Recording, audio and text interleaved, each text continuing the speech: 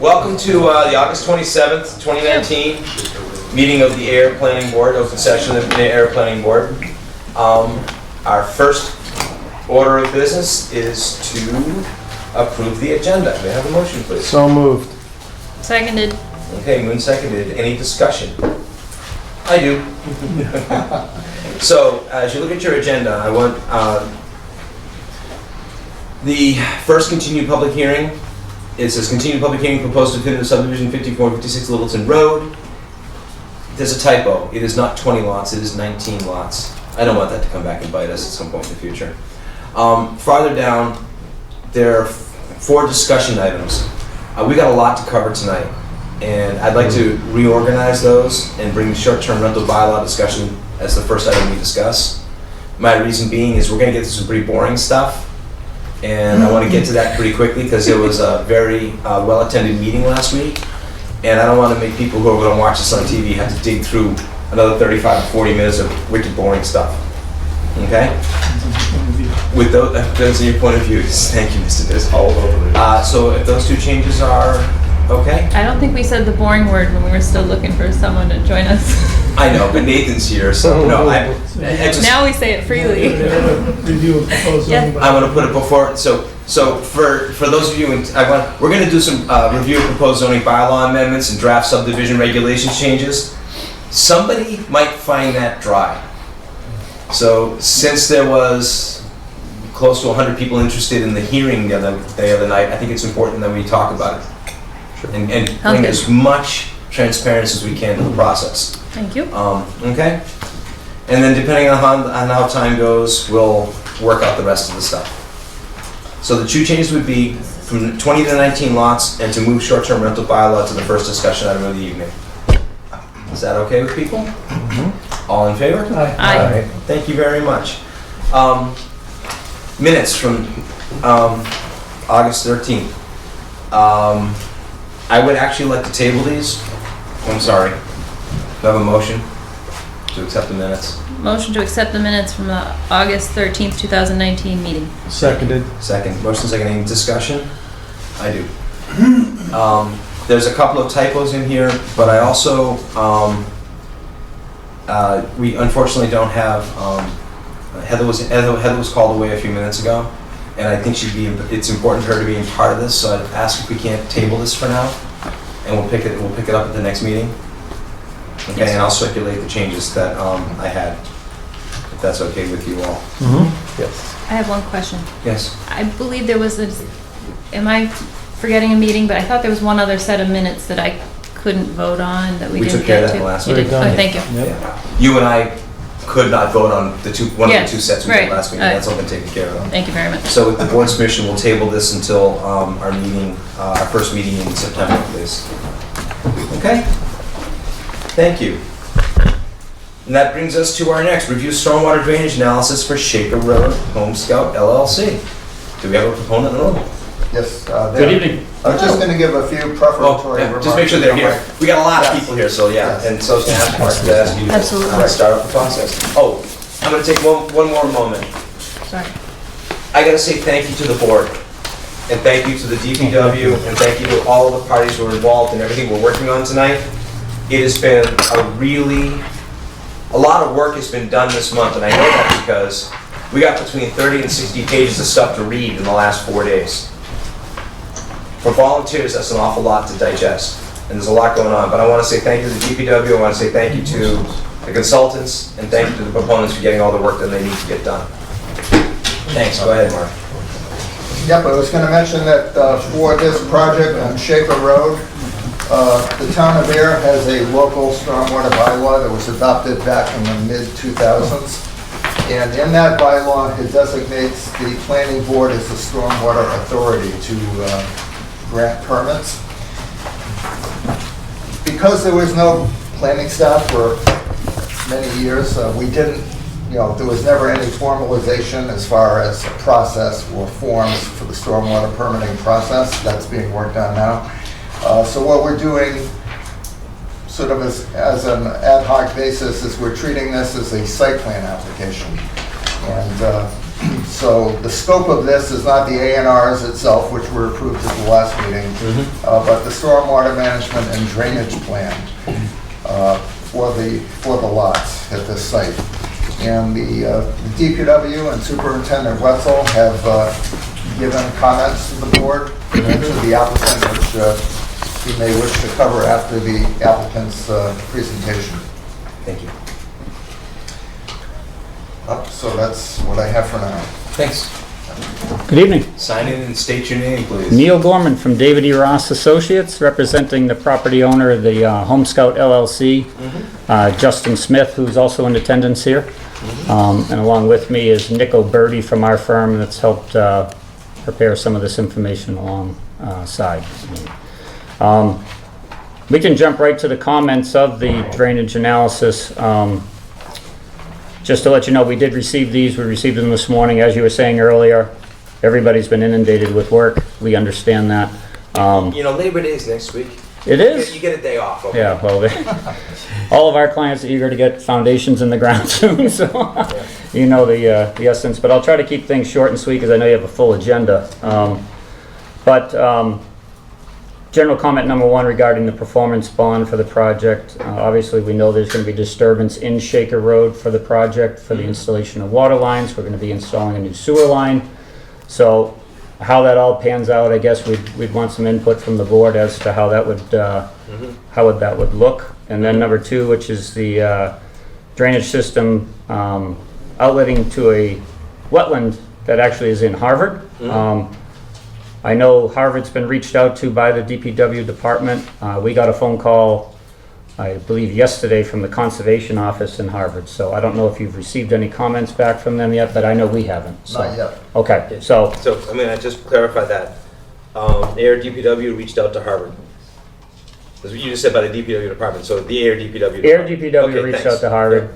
And my understanding is the Harvard DPW then asked conservation office in Harvard to kind of. Okay. And we so that's in motion right now. Correct. Thank you. Yes. Okay.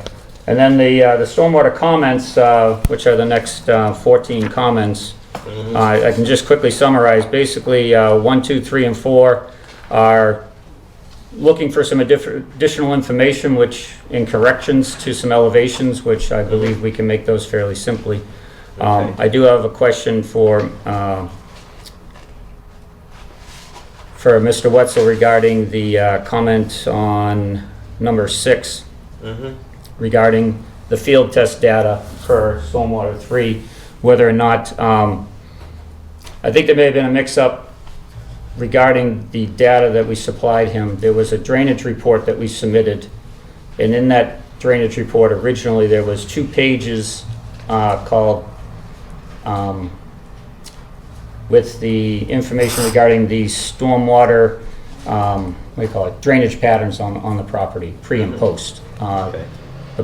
There was some test holes performed on the site, and that data was on sheet 2 of that.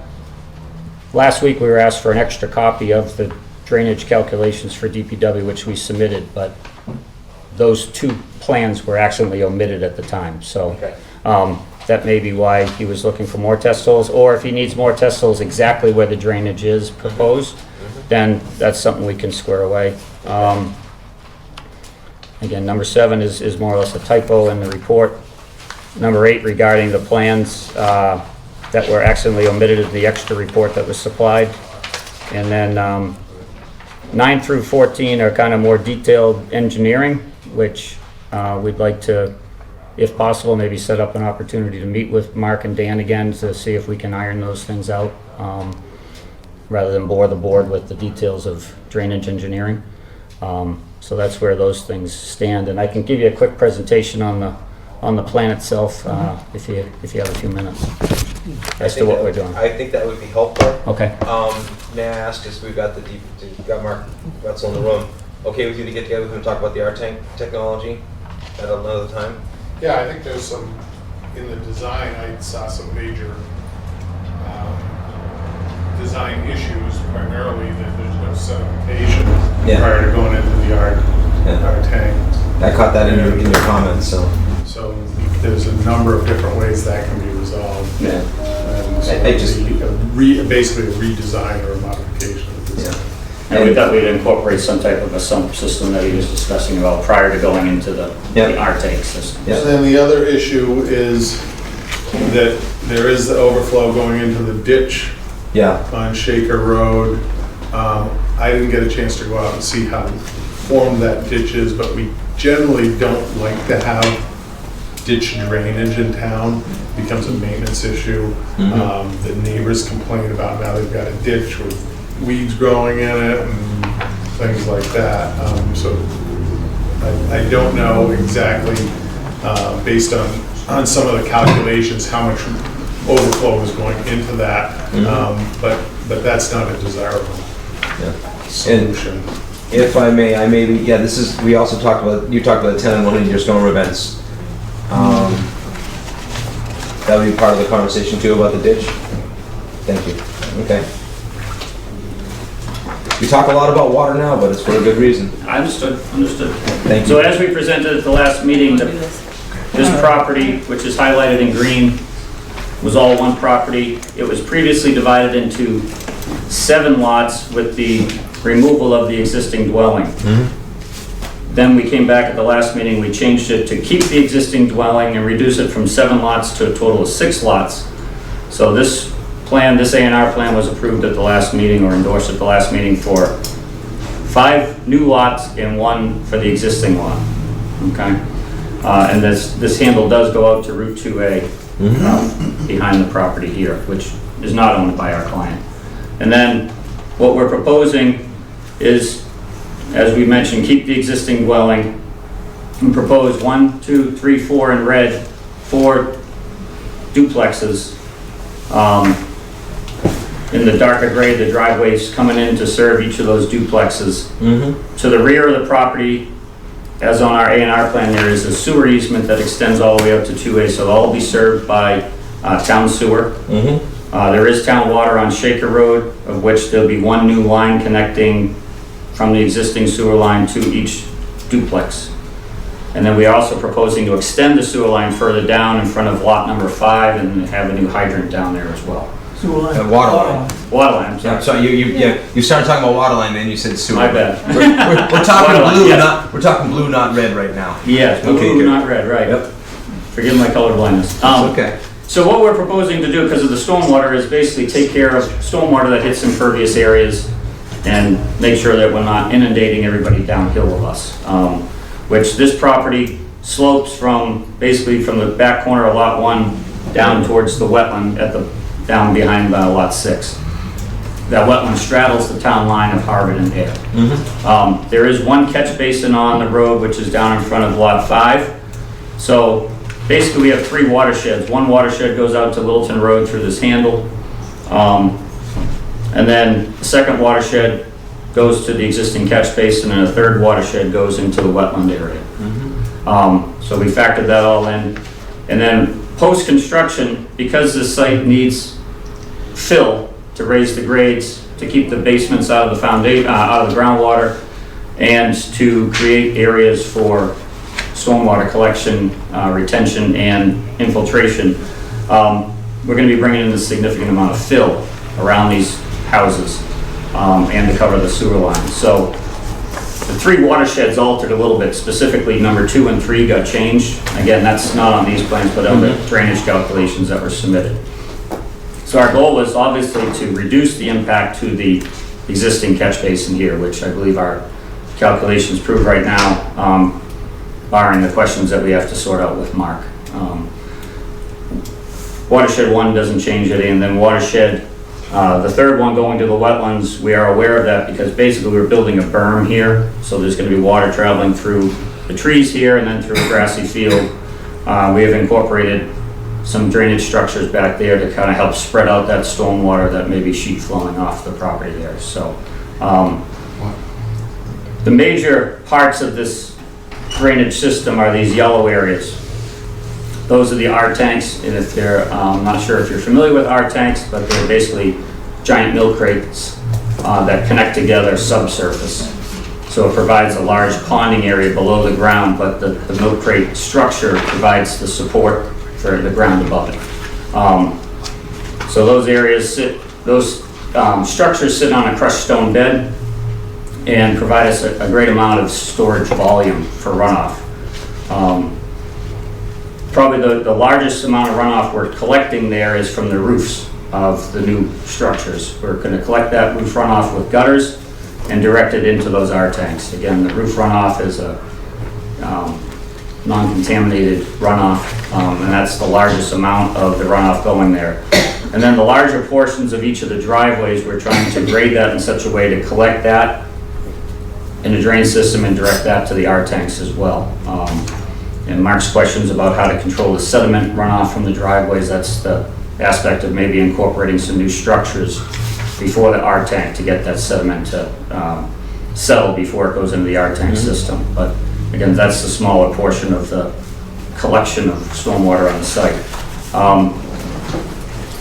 And basically there are some overflow systems that are going to be coming out of the R tank systems just as a kind of release valve if there's a real strong storm, which as we were proposing, and we'll discuss more, Mark, was to outlet it towards the road and then let it better down into this catch basin. Again, we were thinking that our numbers prove that we're letting less water get down there, but I guess we'll have to talk that over with DPW and make sure our calculations are correct. Less water now than currently. I'm sorry, less than now, water yes. existing. Yeah, less than if we didn't do anything on the site now, we'd be having less water go there than post-construction. What kind of maintenance do these R tanks require, and who would be responsible for it? It's going to be responsible, I believe, of the homes that share it. And there is a 12-inch port that goes into the R tanks in which the vacuum system can clean that out. Again, these structures are more used on commercial properties where you're dealing with big parking lots and other things. We're dealing a residential application where the pavement is the smaller side of what's being gone there. I don't expect as much sediment as you would see on a pollutant site or a higher pollutant site. This is a kind of a low pollutant site being a residential use. So yeah, there will be some maintenance involved and reports given to DPW as suggested. We thought about open open basins and maybe rain gardens. Those have their cons as well, which if we're building up and then trying to create these in between the houses, you're going to have steep slopes and open ponded water, which could attract the mosquitoes and attract young kids to crawl down in there. So we'd rather not have that in a residential application. So we were trying to get it in the ground and covered up so it's not seen. And it seems like, if I read the elevations correctly, the R tanks are actually going to create a high point between the buildings. Am I reading it correctly? There'll be a positive pitch away from the buildings per the building code. Okay. So yes, there will be a positive pitch away from the buildings. In other words, the tanks will be lower than the building. Correct. Yeah. I'm just looking at this, trying to figure it out. Okay. Yeah, it's hard on the small copies. The other part of it is, because we have a high groundwater issue on the site, that's why this is all raised up. There will be footing drains around all the new buildings. And that's what the yellow line is, that's daylighting down onto lot 6, which is the footing drains, just moving any groundwater maybe near the footings away from it, and then kind of running that down across all the lots and daylighting downhill. When you say footing drains, basically often referred to as French drains? No, they're just the pipe and stone around the foundations, which are required when you're dealing with structures in high groundwater. Those are at the footing level. Yes, they're at footing level, yes. So you, obviously the testing that you did out there determined that you had a high groundwater existing. Do you know what that number was? Yeah, it was around 22 to 24 inches below grade. Wow. So it is real high. And the soil conditions are what they classify as C and D soils, which when you go to the stormwater, the idea is to meet it as maximum feasible compliance. So again, that's why we're proposing what we're proposing, to try to meet it as best we can without impacting, what's downhill of us as much as it currently is being impacted. Just a question, you made mention of the roof water being clean, which we know. Does your calculation for those R tanks have to consider that volume as well? Yep. It does. It adds the volume of the roof plus the volume of the driveways to get to whatever it's supposed to handle. Okay. But you don't have to clean that with any kind of pre-treatment or pre-sedimentation control. The roof you don't. Right, the roof you The don't. driveway. So your concern is mainly with the The driveway. Yeah. impervious surf, the bituminous. It's like, New like my pavement. driveway, it has a lot of sand and Yeah, okay. pine needles and dripping right now, power steering fluid. But it looks like you mentioned a lot of the water's gonna run behind the units, and you're gonna raise that up and create a berm. Now, this area back here is currently a wooded area, Yeah, because it's a buffer to the condominiums here, and the owner is trying to maintain that as much as possible for Yeah. privacy purposes. So by us raising this, there is some water that comes here that's gonna have to then stay behind the houses. And that's why we have a level spreader at the end of that area to kind of help disperse the water as best we can that's running off the surface. So if I may, draw your attention to the existing house. There is not going to be an R-tank solution at the existing house, even though the topography around is going to change. Right, we did not make any, we factored in that that's part of the impervious of this area, this watershed, Okay. but it's not connected specifically to any drainage system, no. Okay. You also showing that it's going to be a sewer connect for that unit? Correct. Will you be removing the septic field at that point? The It septic will be tank? disconnected. The existing tank will be removed and disposed of according to Title V, Okay. and then the existing system will be basically disconnected. And the existing soil absorption system, is that the old leach field? Yes. Okay. You guys got new ways to say it. That's what Title V calls it. so.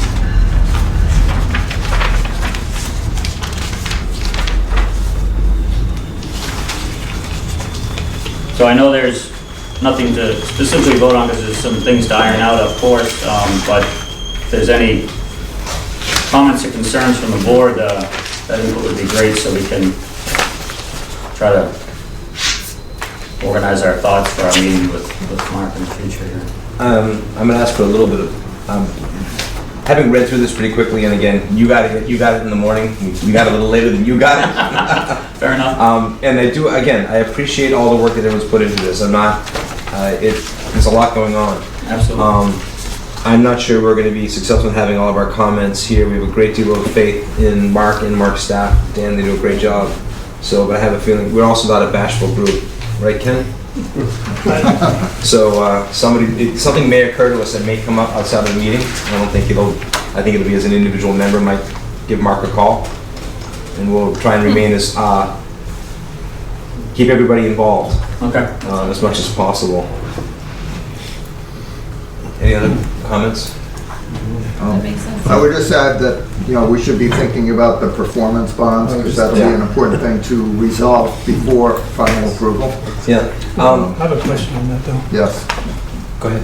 Well, first of all, I want to thank the applicant and the engineer for this presentation because I find it to be very complete and compliance with what we're requiring, and I'm happy to see that, so Thank thank you. you. Appreciate it. Well, my question on the bond was whether we have jurisdiction to require the bond beyond the work in the street. That's an A, it's I an A don't now. know. I don't know the I don't- answer to that question. I was thinking about Well, that too. Under stormwater, under A and Do we R, have that under the No. NIPD's requirement? It is a NIPD's application, Right. basically. yes. We do. I think we have the ability, to whatever it takes to address stormwater, Well, I think we have to We're gonna have to. ask that question. I really have to ask that question because oftentimes in the past we relied upon the value of the project and the input from the DPW to set a bond amount. And I think that conversation is still ahead of us because they still haven't worked out some of the sediment stuff and things like that, Yeah. and how much work has to be done. In all fairness. Mark, No, because he also I- mentioned the, Does Mark got any comments? Go ahead, Mark. No, I basically had the same question that I posed. I know as an A&R lot that we can't impose any kind of surety. And I wasn't sure, if you read the stormwater bylaw, it doesn't specifically say that you need a surety. But for some of the other town regulations, you do need some bond or insurance. So In drainage, this sewer, water. case, I don't know how important it is as opposed to where, where you have a project where you're building houses and roads and stormwater basins, but, and we do require, for the road opening permit, we require that the contractor has bought. But if I'm not missing anything, there will be road cuts for the potable water, but the sewer's going off the back of the property, and there's no stormwater management that's going to need to go into the road over here. But the drainage- If the ditch is allowed, there's no opening and closing. Yeah. So I think that's probably a discussion that has to take place before we can make that decision. Okay. And he had also brought up in his remarks about possibly having to rebuild or replace that catch basin again, which is a conversation we need to have to see how to best do that. So that's obviously part of that. If your calculations are close, you won't have to enlarge it. Just rebuilding it and rebuilding and resetting it, the grade. Well, the catch basin doesn't comply with our current standards, so if we're Okay. adding more drainage to it, we'd like to have a deep sump. Okay. Or, for sedimentation removal on a hood, so that we don't get any pollutants going through, so if we were building a new catch basin, that's what our requirement would be, so in this case, Okay. if we're gonna be tying additional drainage into it, Yeah. then we would wanna bring it up to current standards. Okay. May I just ask the question regarding that? If we're lessening the amount of water going there, is that the same case, or is it, I mean, we're not It's a good question. sending, our goal is to send less there, so. So one of the things that's happening right now is we're finding out that we're now the stormwater. Understood. We found that out today, to a large extent. Congratulations. I have a personal, and I'll speak personally, I do replace storm catch basins a lot.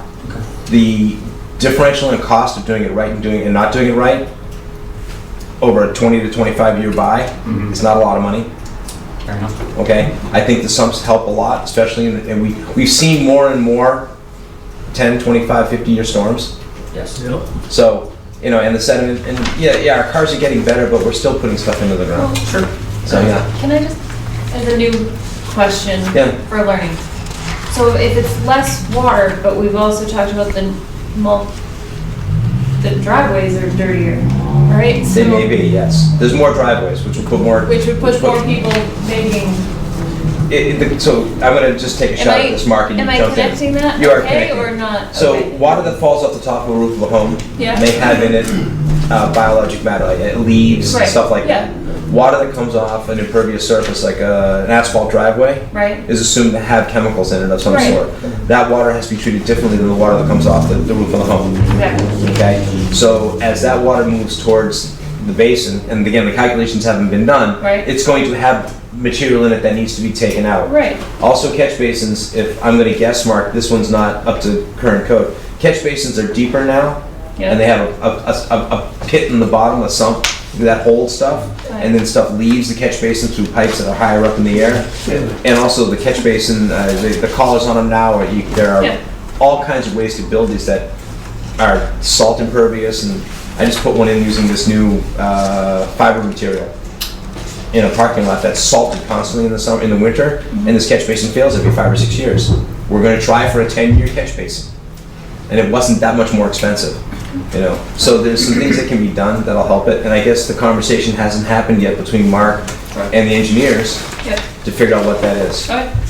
Did I sum it up? Well, and my opinion is that, that if they're going to be tying into an existing drainage system, regardless of whether it's less water or more water, Yeah. that existing system has to be adequate. Yes. Just like if the pipe didn't have enough flow, the water main out in the street didn't have enough flow, they'd be replacing the pipe. Yeah. We need to make sure that we're not tying into something that. We're not overwhelming the current system. Infrastructure that's not suitable to Yeah. have something tied into, because then instead of it being them fixing it, they're creating a problem that I have to fix and the taxpayers. And I think this is The why we're taxpayers in the room have to fix. And I think this is why we're discussing the flow calculations. Because we figured out, when we agree upon the flow calculations, we look at what the system can Right. maintain, and then we have a discussion. And I'm not saying anything about their flow calculations Yeah. specifically, No, but I guarantee I could take their same numbers and make it so there's an increase in flow.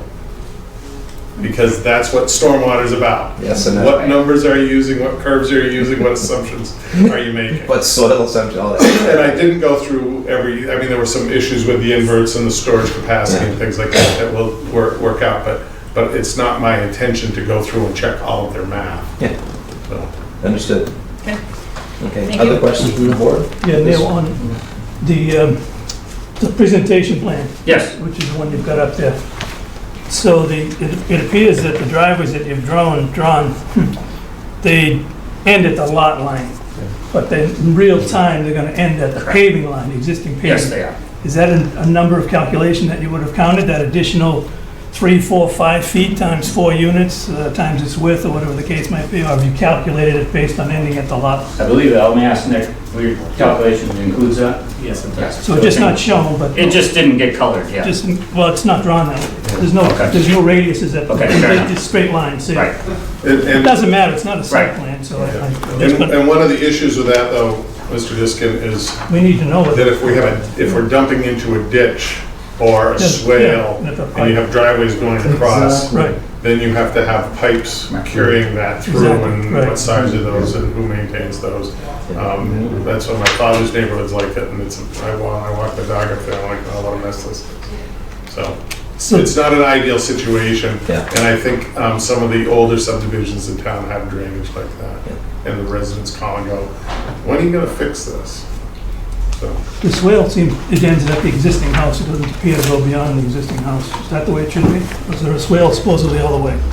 I think the lighter lines, you would see that it extends up a little bit further, yeah. So it does go all the way to the first house, right? Okay. Okay. I recommend Go the ahead, planning board make a motion to continue the consideration of the site plan for the stormwater drainage to the September 10th meeting.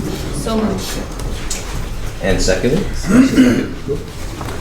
Okay, any further discussion about this? All in favor? Aye. Thank you very much, Neil. Thank you for Mark. your time, appreciate it. And Neil, take Monday off, okay? Thanks. Might actually take Friday off. Whoa, that's outside of my purview, man. Thank you very much. Good night. You too. We're gonna move on. Our next on the agenda is public hearing, proposed definitive subdivision off Shaker Road. 23 lots, Daniel and Joel Aho, I believe. I struggle with that every time. Sounds good to me. Yep. Plan acceptance and begin discussion, in parentheses. Okay, while he's setting up, I'll just give a little bit of history here. Iterations of this plan were reviewed internally by staff for a few months before a preliminary plan was before us, which the planning board approved on March 8th, not March 8th. Yeah, it's fine, I'm the. Spell checker didn't catch that. There's 23 lots, and when you do the math, we're going to discuss the formula later under the zoning amendments, but when you do the math strictly, they could have gotten 33. Physically, that's not possible here because of the constraints of the land. One thing that the Conservation Commission and the Planning Board worked out with the applicant, which was very successful, was to pull most of the development away from the 100-foot buffer zone of the Shaker Mill Pond itself. So that's Shaker Mill Pond, and the buffer zone there too was identified in the conservation analysis as the most important land of conservation value for the subdivision, so they're showing that as being preserved. There is an excess of 50% area being shown as protected open space. And one thing I learned from a few of my planning colleagues is though the planning board voted on the 2 waiver requests for the preliminary plan, we should do so again for the definitive plan because preliminary is non-binding. We voted on it? Yeah, it was voted at the preliminary stage, but we should do that again, and the 2 waivers being requested are for a length of a dead-end road in excess of 500 feet. You may recall from the previous discussion that the original road was I think approximately It was longer than 760, but we agreed to 760. And also for a road width of 20 feet, paved width with a 50-foot right-of-way. So those are the two waivers that would need to be reinstated or reapproved for this application. Fire department had a few questions about what they call swept turn analysis. Also, they had a comment about the width of the common driveways. Police department also reiterated the need for a stop sign at the end of the proposed subdivision road at Shaker Road. DPW comments will be forthcoming for the September 10th continuation of this public hearing. And a few other things that I wanted to bring up that we should discuss this evening is just as we did for the subdivision on Littleton Road, the section on land clearing and grading in the zoning bylaw that is supposed to address, phasing and sort of a sequence of development. The planning board should require the applicant to submit a concurrent site plan for that, and we can discuss what that entails during the process here. Also, questions about off-site improvements to Shaker Road itself. Shaker Road will be going from a very sleepy country road that probably doesn't get much traffic now to one that will be getting, traffic from 23 residential lots here, the A&R lots that we've just discussed, and potentially whatever happens to the Maxon property across the street. So as part of our discussion of peer review studies, I think traffic impact and mitigation rises to the top as something that the planning board may wish to discuss with the applicant. I believe you said Madigan. Madigan? Madigan. Oh, I said Maxon. Okay, Thank sorry. you. That's okay. Madigan. He knows what. Yeah, all right.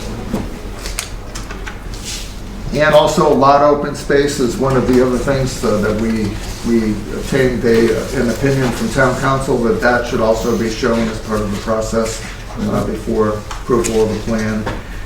Some of the other issues that were raised at interdepartmental review was mailbox kiosk, like a centralized kiosk for all the mailboxes and the potential. Street lights need to be shown on the plan. And also the Conservation Commission will be reviewing the plan for the notice of intent due to the work within the buffer zone, both for the Shaker Mill Pond itself and for the small wetlands to the south. Also, a larger issue has come up from the fire department. The word pond view, the name pond view actually, has already been used in town, so fire department is requesting a different name for the subdivision and for the subdivision road, so there's no confusion. So we can think about that. So since we're working under the existing subdivision regulations, which don't have a lot to them, the plan is complete in terms of acceptance to get the process rolling here.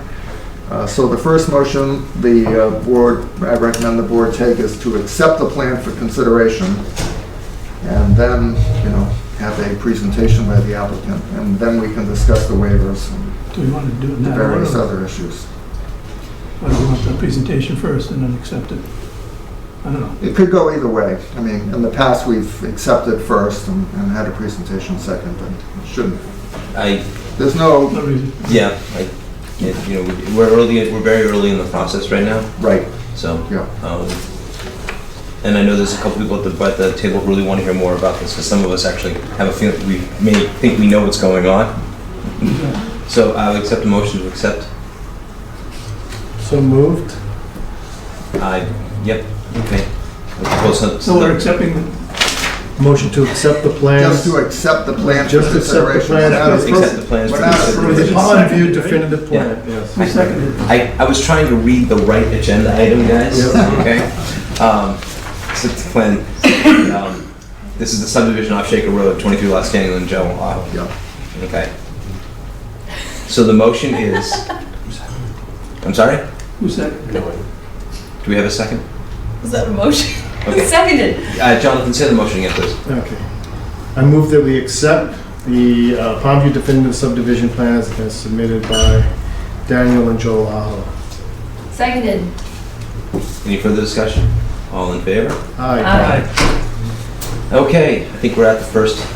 Yes, I'm sorry. Mr. Chair, if I may, because I have to leave for another Please do. meeting, and I have not done any kind of a detailed Yeah. review, I just kind of looked through the plans, but I do have an issue with the 20-foot wide paved surface. I mean, if it was just, that's pretty narrow for just a residential subdivision, but I assume we're still having access to the golf course through there, which means there's gonna be delivery trucks and things like that. So I think I would be uncomfortable with a 20-foot width. I think a 22-foot width would be more reasonable. Okay, thank you. The width is DPW is uncomfortable with the width at this point. Go ahead. The sidewalk, I believe, is on the south side, The Harvard side of the road, yeah. and I would, if I lived there, I'd prefer it be on the pond side, so you get some sort of a Yep. view through backyards of the pond as you're walking down the road. You get the advantage of sunlight also, And keeping the surface. Right, Yep. and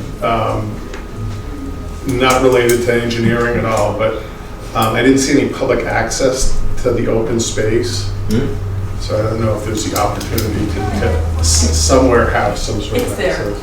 Yeah, We made sure. Well, I see don't- it on the plan. I'll Yeah. I'll show you where. I haven't seen it on the plans either, Mark, but also we're in the preliminary stage. That was a discussion, and when they pulled everything Right. back away from the pond, Yeah, they had a little bit of work to do because we did some common driveways and some other stuff in there. yeah. And I don't think we've actually seen. I mean, there the real is leakage into that. where there's a boulder, it says boulder on the plan, Yeah, where there is an access, but it's not really, I don't know if it's designated as public access, and if you did want to access it, where do you park and things like that, so. If we're gonna have open space with public access, we ought to make sure that there is the opportunity for public access. no, I appreciate that. Anyway. And hopefully next time we go to the property, it won't be 17 below. It was cold that day. It was real cold last time we went to this property. Yes.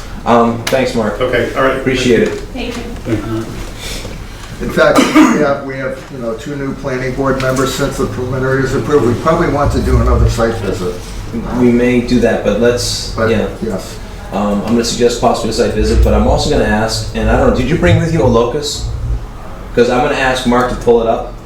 I didn't bring an electronic file, no. No, I have I a plan. If you give us the benefit, so I can, my new board members understand where this is and where it plays with the, we're talking about, we're literally having 3 conversations at the same time about projects over there. Okay, give me a second. Yeah, if you wanna start, we can pull this up, Yeah. Mark, if you don't mind. Let's see, I think I have, Yeah, I was just gonna ask Mark, where would you like me to set this up? Over there, better, where people can see, or? Yeah. Yeah, that would be fine. It's back to the planning board members, but- Yep. It's fine. You can I just can Google move. Earth, whatever you go on with Google Maps. Yeah, that I'll might put be. handouts next week. In fact, you can Google. You're welcome to come next week, but we won't be here. You think you can turn it around some more? Yeah, I think so. I mean, we can't. yep, give me a second. Let's see what we can do.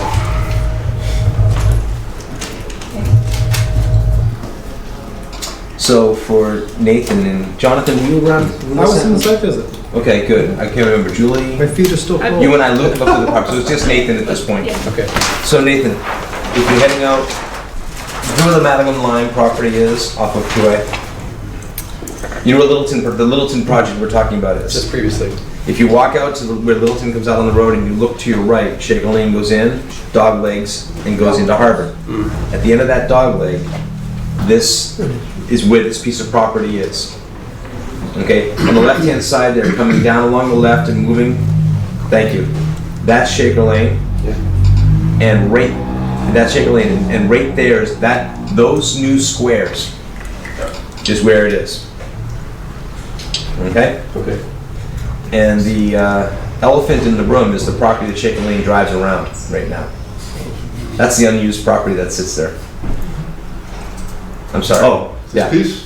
When we talk about traffic and stuff like that, that would be, as a forward-thinking board, there's going to be even more traffic, Someday, I'm sure. Potential.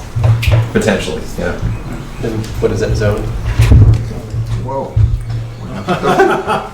We zoomed in on something that somebody had previously. If you that's remember okay. where we were. But anyway, are you happy with, do you understand where it is now? I'll find it. That was pretty good, yeah. Okay, The good. walkthrough would be good. Yeah, we'll do a walkthrough, yeah. Good evening. Good evening, my name's John Boardman. I'm an engineer with Places Associates. Also here with me this evening is Dan Aho, applicant on the project. We've done a little bit, but I'll just get you guys orientated. This is an area locus map. We've got 2A located here with Shaker Mill Pond, which you can see clearly as you're driving by. These are the 8 new lots that were built recently right off of Wilton Road. Shaker Road comes down here, I'm sorry. That's and okay. The new lots you were just discussing are located right about there. Our project is at the corner where Shaker Road turns and heads up into Harvard. This area right now has an existing dirt road that comes in and actually acts as a service entrance for the back of the golf course. We're proposing a subdivision under your open space residential OSRD regulations. Roughly 20 acres on the property. It's okay, Mark. You're making me dizzy. Mark, it's okay. I know. Well, I had it. And No, that's it, yep. Here it is. So that gives you a good idea of what the site is. Yeah, that's basically it. And then that building in the top corner there is what used to be Blue Northern, Yeah. which is now Okay, Mark, stop. not being used. This building here, Oh, yeah. So that's Okay, the stop. landmark. and the boulder is right there. The infamous boulder. The infamous boulder. It's actually ledge. Yeah. Terra firma. So that's where we are on this, in terms of location here in town. Mark started the discussion kind of reminding us how we got here. So I wanted to show you this. I dug this one out of the flat file. This is where we ended up at the end of the preliminary subdivision. That should look familiar to you. It was a colored up rendering showing, I think that one had 24 lots. Yeah, that one had 24. We had revised the length of the cul-de-sac, taken and shifted everything away from the mill pond as much as we could to get outside that 100-foot buffer zone, working with conservation and the conservation analysis that was submitted as part of that process. The plan behind this is what were submitted as a definitive, and it looks pretty similar. The road is the same road. The access to the abutting property is the same. The number of houses is 23, so it's down one. And the main difference is we ended up taking out that loop driveway. It ended up adding a lot of pavement, and it ended up adding, reducing the open space substantially. And so at the end of the day, reducing that one lot, tightening these 4 up, if you look at this plan, the dark green is roughly the trees, woods, and what will be the open space. So one of the things we were able to do that was part of the directive of the original preliminary was connect the area around the boulder to the open space, and that was, I think, what Mark was alluding to. So right now, the open space does come all the way up to the street, surrounds the boulder, and you've got an access to the site. We never really talked too much during the preliminary about what the disposition of the open space would be at the end, so I think that's something we need to discuss now. His question of public access and parking, the first question I have is, do you want public access as part of this project? Because we never really defined that during the preliminary process, so that's where we need to go. Site's going to be served by town sewer, town water. Right now, as I mentioned, there's that existing gravel road that comes through the site and actually splits in 2 different locations and feeds the golf course. We're going to obviously have a public roadway constructed and then provide a parcel of land with an access drive to replace that gravel roadway that served the golf course. So they still have all of their function, they still have their ability to get in there, not going to impinge on their rights in any way. Do I dare ask, has anybody from the golf course ever responded? We've had some conversations with them along the way. Okay. So I know in the beginning it was difficult to... We were trying to work out a number of things with them at this point. Or at that point, we've gone in different directions on some of those items, Okay. such as utilities. Yep. But we've always intended to provide them access, Yeah. better access than what they have now, so that they can continue to run their business and do the things that they need to do. Okay.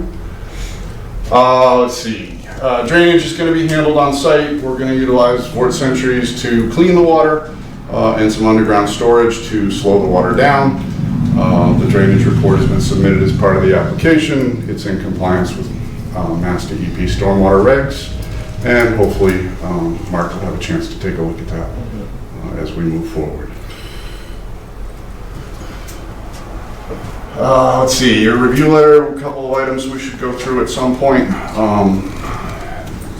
In terms of site plan submission, and my understanding is that's being triggered by the tree clearing for this. Is that what town council is saying? Yes, yes. So we need to submit an application and get that public hearing open concurrent with this. Right. Is that the intent? Yes. Okay. And that should address phasing, or if you're thinking of doing clearing in stages and, construction in phases, that sort of thing. Any significant trees or landscape features to be preserved, such as the boulder. If there's anything else of note, I know there's the historic dam that's on the Mill Pond. Yeah, that's So, well up over it's here. up there. It's well away from anything that we're intending to do. Right. Short of maybe a walking path that's been mentioned by conservation, Yep. either along the pond edge over towards the dam. You can walk it now, but there's really no formal path, I guess. It's more worn by the fishermen that are out there. Right. Is this is intended to be single-family homes, not a homeowners association or, okay. Well, I'm assuming there'll be a homeowners association for the project. Yeah. But these will be single-family homes on individual lots. The lots are roughly 6,000 square feet. You had brought up the fact that, again, town council's interpreting your zoning that the open space requirement applies. Right, for the lot, just to show that they can get, a yard, so to speak, and, have impervious, I think it was, you said 60% open space, we got 6,000 square foot lots, so we need we max out at about 2,400 square feet for a house and a driveway. I haven't checked every single lot, but I did the first handful of them and we're onto that, so. Right, yeah, if you could bring that to the next, the continuation of this meeting. Right, and I mean, these are typical houses, they're what we intend to build. Things could change slightly. Depends on the size of the house, obviously. Right, I suspect when we get to the submissions for building permits, we'll have proposed plot plans and we'll end up listing out that open space to show the building inspector that's being met. Yes. But we can certainly indicate on the plan that it's a requirement so that there's no surprises at the end of the day. So as far as the waivers, definitely Mr. Wetzel raised a good point about the road width, so I would advise that we hold off on that one. The length of the dead-end street, I mean, we have what we have here, and we negotiated that in the preliminary phase, so that's something that we could probably handle tonight.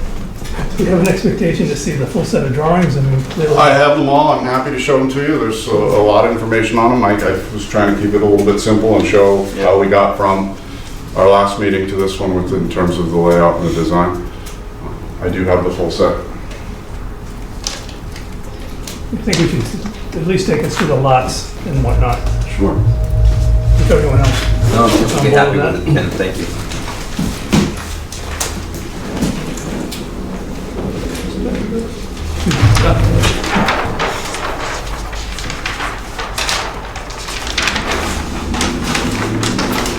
Thinking in terms of lot areas and lot shape in particular, because this is the record plan that's basically just showing the property lines. So you've got our proposed public roadway that comes down the center to the cul-de-sac. Starting on the right-hand side, we have a series of lots that are basic rectangles that fall along the side of the roadway. The first one's about 7,000 square feet, 6,400, 6,400, 6,400, 6,400. So very uniform in terms of the shape of those lots heading down the side. That was based on the size of the house that we were interested in building, providing the 10-foot offsets that are the minimum under Euro SRD regs. And that's how we came up with that basic lot footprint, which luckily works with the new interpretation of open space. So the right-of-way is shown there is only 40 feet. Yes. It's okay. I think we discussed that all during the preliminary. We went to a 40-foot right-of-way, sidewalk one side, 20 feet of pavement, That was all part of our preliminary discussions. That hasn't changed along the way. We then have 2 lots that are tucked out and back. They're accessed. To the common driveway to those 2. Yeah. There would be a common driveway here and then another regular lot. There's that area that was dug out at some point in the past and is now called a wetland. We're right up against it with this lot and pretty close to it with these lots. But that was the intent, was to get as far as the pond. Not worried as much about that. And it's historically, somebody went in there and dug out the gravel, created a hole in the ground, now the water sits there, and now it works out that it's a wetland under the regulations. So, couple more, 2 lots out in the back here, again, will be served by a common driveway, and then we're fairly standard square lots coming around. This area in the back is open space, and next down to a narrow strip contains the wetlands, and then all that hilltop area is also part of the open space. I had hoped to make it continuous all the way around, but when we shifted everything back and over, we have an area here where these 2 lots do butt up against the property line. We do pick up some open space behind this lot here. The access for the golf course is here, and then large open space, which is basically the remainder of the site. The point where the triangle comes in, Yep. if you will, Sure. that's also fairly steep back there, isn't it? The steepest area is probably up in here. Yeah, okay. Okay. That right at that corner, actually, one portion of the gravel road leaves the site. It comes down over to here, but also one section comes up and comes right through here. So if we walked along that gravel, Yeah. you can see it right there. Yeah, exactly. The steeper area was off to your right as you walk down that roadway. Okay. And then again, coming back along the back, we've got fairly standard shaped lots. These last 3 on the end would be again served by a common driveway. These 2 would have access off the cul-de-sac. Our boulder in the open space, and those remaining lots coming back down on the side. Could you go back to the plan that shows the common driveways? It's just 2 common driveways, is that it? 3. Great. 3. Here, Okay. here, and then this area here. So, let's just make sure I'm grabbing the right plan. All right, now I got it. So these 3 get served by a driveway. Yeah, that's right. That's it. Yep. These 3 get served by a driveway. In theory, this one could have its own, Right. but it lays out nicely that way to get the driveway off to the side and give them more of a front yard. And then these 3 are nice lots, hopefully that will be overlooking the pond, and the driveway is in the front, and it's serving those 3 off the end. Originally, when we came in with our very first preliminary, this bulb was all the way out here, so they would have been accessing off the main road, but since we've pulled it back, we needed to give them a place to get their cars in. I'll go back to the lot. Sure. Make sure that's for public comment later. We made a provision for It's been a while since we've seen this lot to have this tiny piece on the main road. Yeah, under the OSRD, it says there is no frontage requirement. I understand. I don't know if you could actually have 0 frontage, but there is no, doesn't need 100 feet. So I think those are 10-foot strips to make a 20-foot wide access. I can't remember off the top of my head. And the area of access to, is that going to remain in gravel, or created a gravel road, or it's going to be paved? In terms of the drainage calcs, we've taken care of it as being paved, assuming that that's the worst case scenario, looking at it from a drainage standpoint. Okay. I don't think we have any strong feelings about it. We can certainly talk to the golf course if they prefer gravel versus pavement, or the board prefers one or the other. We can handle either. I've got to imagine, I hate to say it, that the people residing along that road would rather not have the dust. Yeah, right. And the noise. Yeah. The gravel's Yeah. gonna be louder. You get a FedEx or UPS truck going down the street that's fairly empty. Yep. They're a lot quieter on smoother pavement, I hate to say it. Okay. I think we got a lot of stuff to still work on. Obviously, Mark said we're gonna continue tonight's hearing, to work on those and get the comments from DPW. I would like to get any issues or comments that the board has off the bat so we can start addressing everything at once. I can go into as much detail as you'd like, or I can keep the boring stuff short. Can you show us a drawing that shows the sidewalks, if you got one there? Sure. the pavement. It's going to be a little hard to see at this scale, but I've got a sidewalk that starts at Shaker and proceeds along the front of these residential lots, all the way up and around, and I stopped it at the access road to the golf course, which seemed like the appropriate place. What was the thinking about putting it on the south side of the road? Was there much thought to that? I mean, was there much discussion about that? There wasn't a I large don't want to amount. ask that you didn't put any thought into it. No. I caught myself there. No, I understand. I'm not sure there was any Either side. earth-shaking Yeah. reason for one or the other. Yeah. It made sense to me in terms of the sidewalk servicing the majority of the houses that can walk down to their end of their driveway and then walk on the sidewalks. Where on this side, there's a lot of area where all these houses would end up crossing the street to get to it. Yeah. No, I understand. Yeah, you were gonna say? I like it on the side of the road it's shown on. Okay. I want to talk about the waiver for the pavement width, because Sure. we've done a lot of work on our subdivision regulations recently, not the least of which is we're going to revise the whole table, which involves this exact process. And it appears to us that we think 24 feet is the right width for a road like this with this many units on it, simply because we've looked at other subdivisions all over town and measured them up, and the ones with about 24 feet and about a 3 or 4 foot grass strip, then a 5-foot sidewalk seems to be what works best as far as drainage, just the look of the road, tree planting opportunities, whatever you want to call it. So I'm going to be opposed to the 20 foot. I just feel it's too narrow. Well, one of the nice things about narrowing the roadway, narrowing the right-of-way, sidewalk on one side, you're reducing the overall pavement, you're Right. reducing the footprint, Understand. reducing the impacts. That's part of the whole low-impact development idea is to reduce lot sizes, bring developments into small, tighter areas as opposed to the urban sprawl that everybody talks about, where you've got, the houses scattered throughout the property and everybody's got a 200-foot long driveway and the entire site becomes utilized for the development. By pulling it all in nice and tight like that, we're able to produce that big open space adjacent to the pond. We're able to maintain those buffer zones that the commission has asked for. And, it sounds like 20 versus 24 feet isn't a big deal, but if you do that and then you bump out the sidewalk and then the right-of-way comes out and then the houses all move back, it has a cumulative impact. There's a difference though, in that we have access to the golf course here, potential for trucks, deliveries. Any residential street has access for potential for trucks, so yes. The moving trucks, But delivery trucks, the keep water. residential streets aren't 20 feet wide. Okay. They're wider.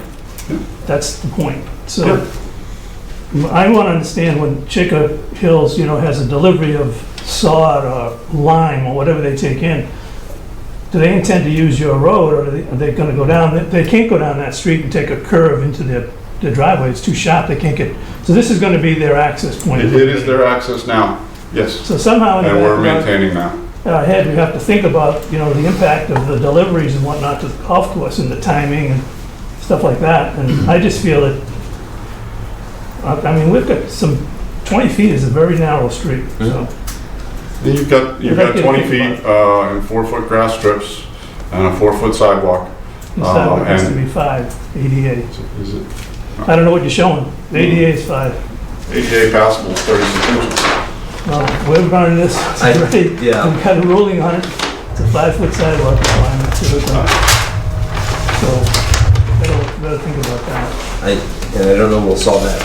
No, I'm not thinking we will either, but I like it. I imagine we have people in the room also who have input for us, so I want to make sure we get that too. Go Yep, ahead. just So real quick, so what we're showing is 20 feet of pavement, 12-inch wide curb on either side. Yeah. On one side is a 4-foot grass shoulder, and on the other side is the 4-foot grass strip followed by the sidewalk. So It's you a do have, 4-foot sidewalk.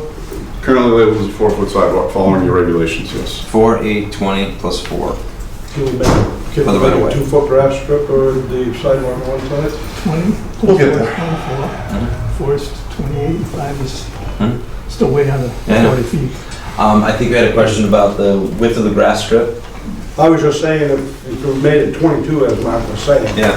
then we made one strip 2 foot with the sidewalk there. That would solve that. At the end of the day, we'll make it work. As a commercial landscaper, a 2-foot strip's almost impossible to keep alive. It's easy to mow though, one pass. Not in a 52, brother. But anyway, okay, thanks.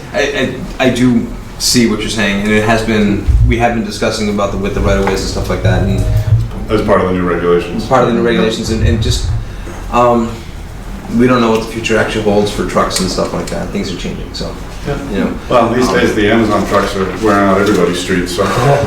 You've shown the paving centered in the right of way. That's typically the way you draw it. Yes. It's centered, so that, Yeah. okay, so the mathematics goes. But if that was 22 and you wanted to shift it off center, it's still in the right of way. You could maintain the width of the sidewalk and the black planting strip and just narrow whatever's left on the other side, which is someone's front lawn, right?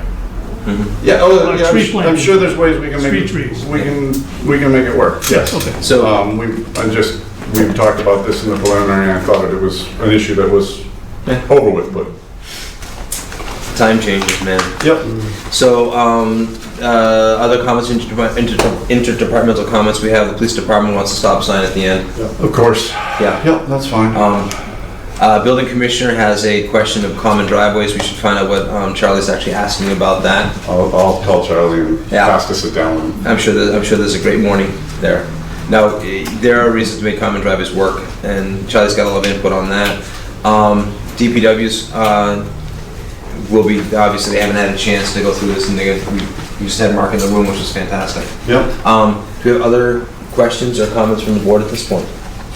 One of the items was fire, on your list. I don't The think you sweep got of the that. fire, I'm sorry, yes. Yeah, I would ask permission to, if I can go and meet with fire chief directly, and I can keep you CC'd on any of the memos. Yes. Absolutely. I know what he's talking about in terms of the 20-foot width access. That was added to the NFPA about 3 years ago. Yep. And then it was withdrawn about a year ago, so I'm not sure where he stands on that. Please go meet with Chief Pedrazi. Exactly. Let us know how it goes. I'm sure Chief Pedrazi will let us know if there's a problem there. Yeah, Okay. so Yeah. we've been dealing with that 20-foot access for a number of sites for a number of years now, and then my understanding is they withdrew that out of the regulations because it was causing such a problem. Well, it's my The way it was written. My understanding is the overhang of the machine, because it works on paper to turn the machine.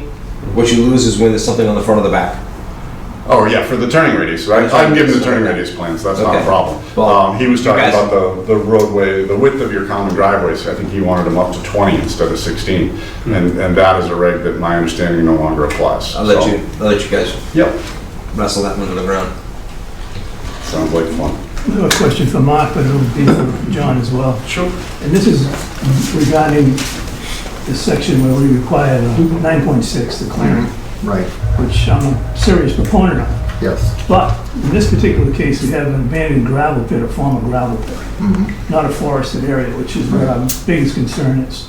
So I'm just wondering about the effort that we're going to expect John to have to put in to identify, important trees to save and things like that. I mean, make an effort is what I'm getting at, but Okay. I think we have a different set of circumstances here because we have This is a just land the area that was area on already this cleared. side. This is the area, I'm guessing it's basically where the cars and stuff are. Am I correct? The old Yeah, gravel pit. that's a great picture. That shows you that historically that site's been cleared to within 80 to 50 or less feet of the water's edge. And where we're staying, basically our road's following the existing road Yeah. with houses on either side. There's actually very little, quote, tree clearing necessary. I understand. That's why There's a we lot of got it. scrub and brush and stuff that needs to get out of there, but you're right, it's not Yeah. native, natural, beautiful forest. Right. So what I'm saying is if there's site plan, this submits, this is for consideration, obviously. Yeah. Shows the extent of the limit of clearing, with the scope of work line shown, or limit of work line shown, hay bale, whatever's gonna be the limit of work. We would Yes. then, our expectation would be that it would be within that limit of work is where we are looking for our narrative on Right. things to be Yes, saved. and yes. I mean, and like you said, the upland area that's south of the lots near the end of the cul-de-sac, that's a pretty significant forest stand compared to the rest of it. It's more mature white pines and that sort of thing. So highlight that, how it's going to be protected, talk about the buffer to the pond. There are a few stands around the boulder that might, you know, that are probably going to be preserved. You mentioned that, and certainly any sequencing of development should be mentioned in that site Yeah, plan. there's no, Right. Even though it's, you phasing, if know, there's any phasing. even though it's, you know, it's been, you know, cut over and disturbed multiple times, it's still, Yeah, having not got into the drawings, is this gonna be a site that's kind of balanced, or are we gonna be filling this site well, or not? As well as, you know, we just heard about a lot of fill Yeah, required. the road's in its slight fill, with the intent that there is ledge out there, and by raising the road up a foot to 2 in elevation, you end up not having to blast as much. But in general, the site is relatively reasonable in the amount of cut and fill, Okay. in my opinion at least.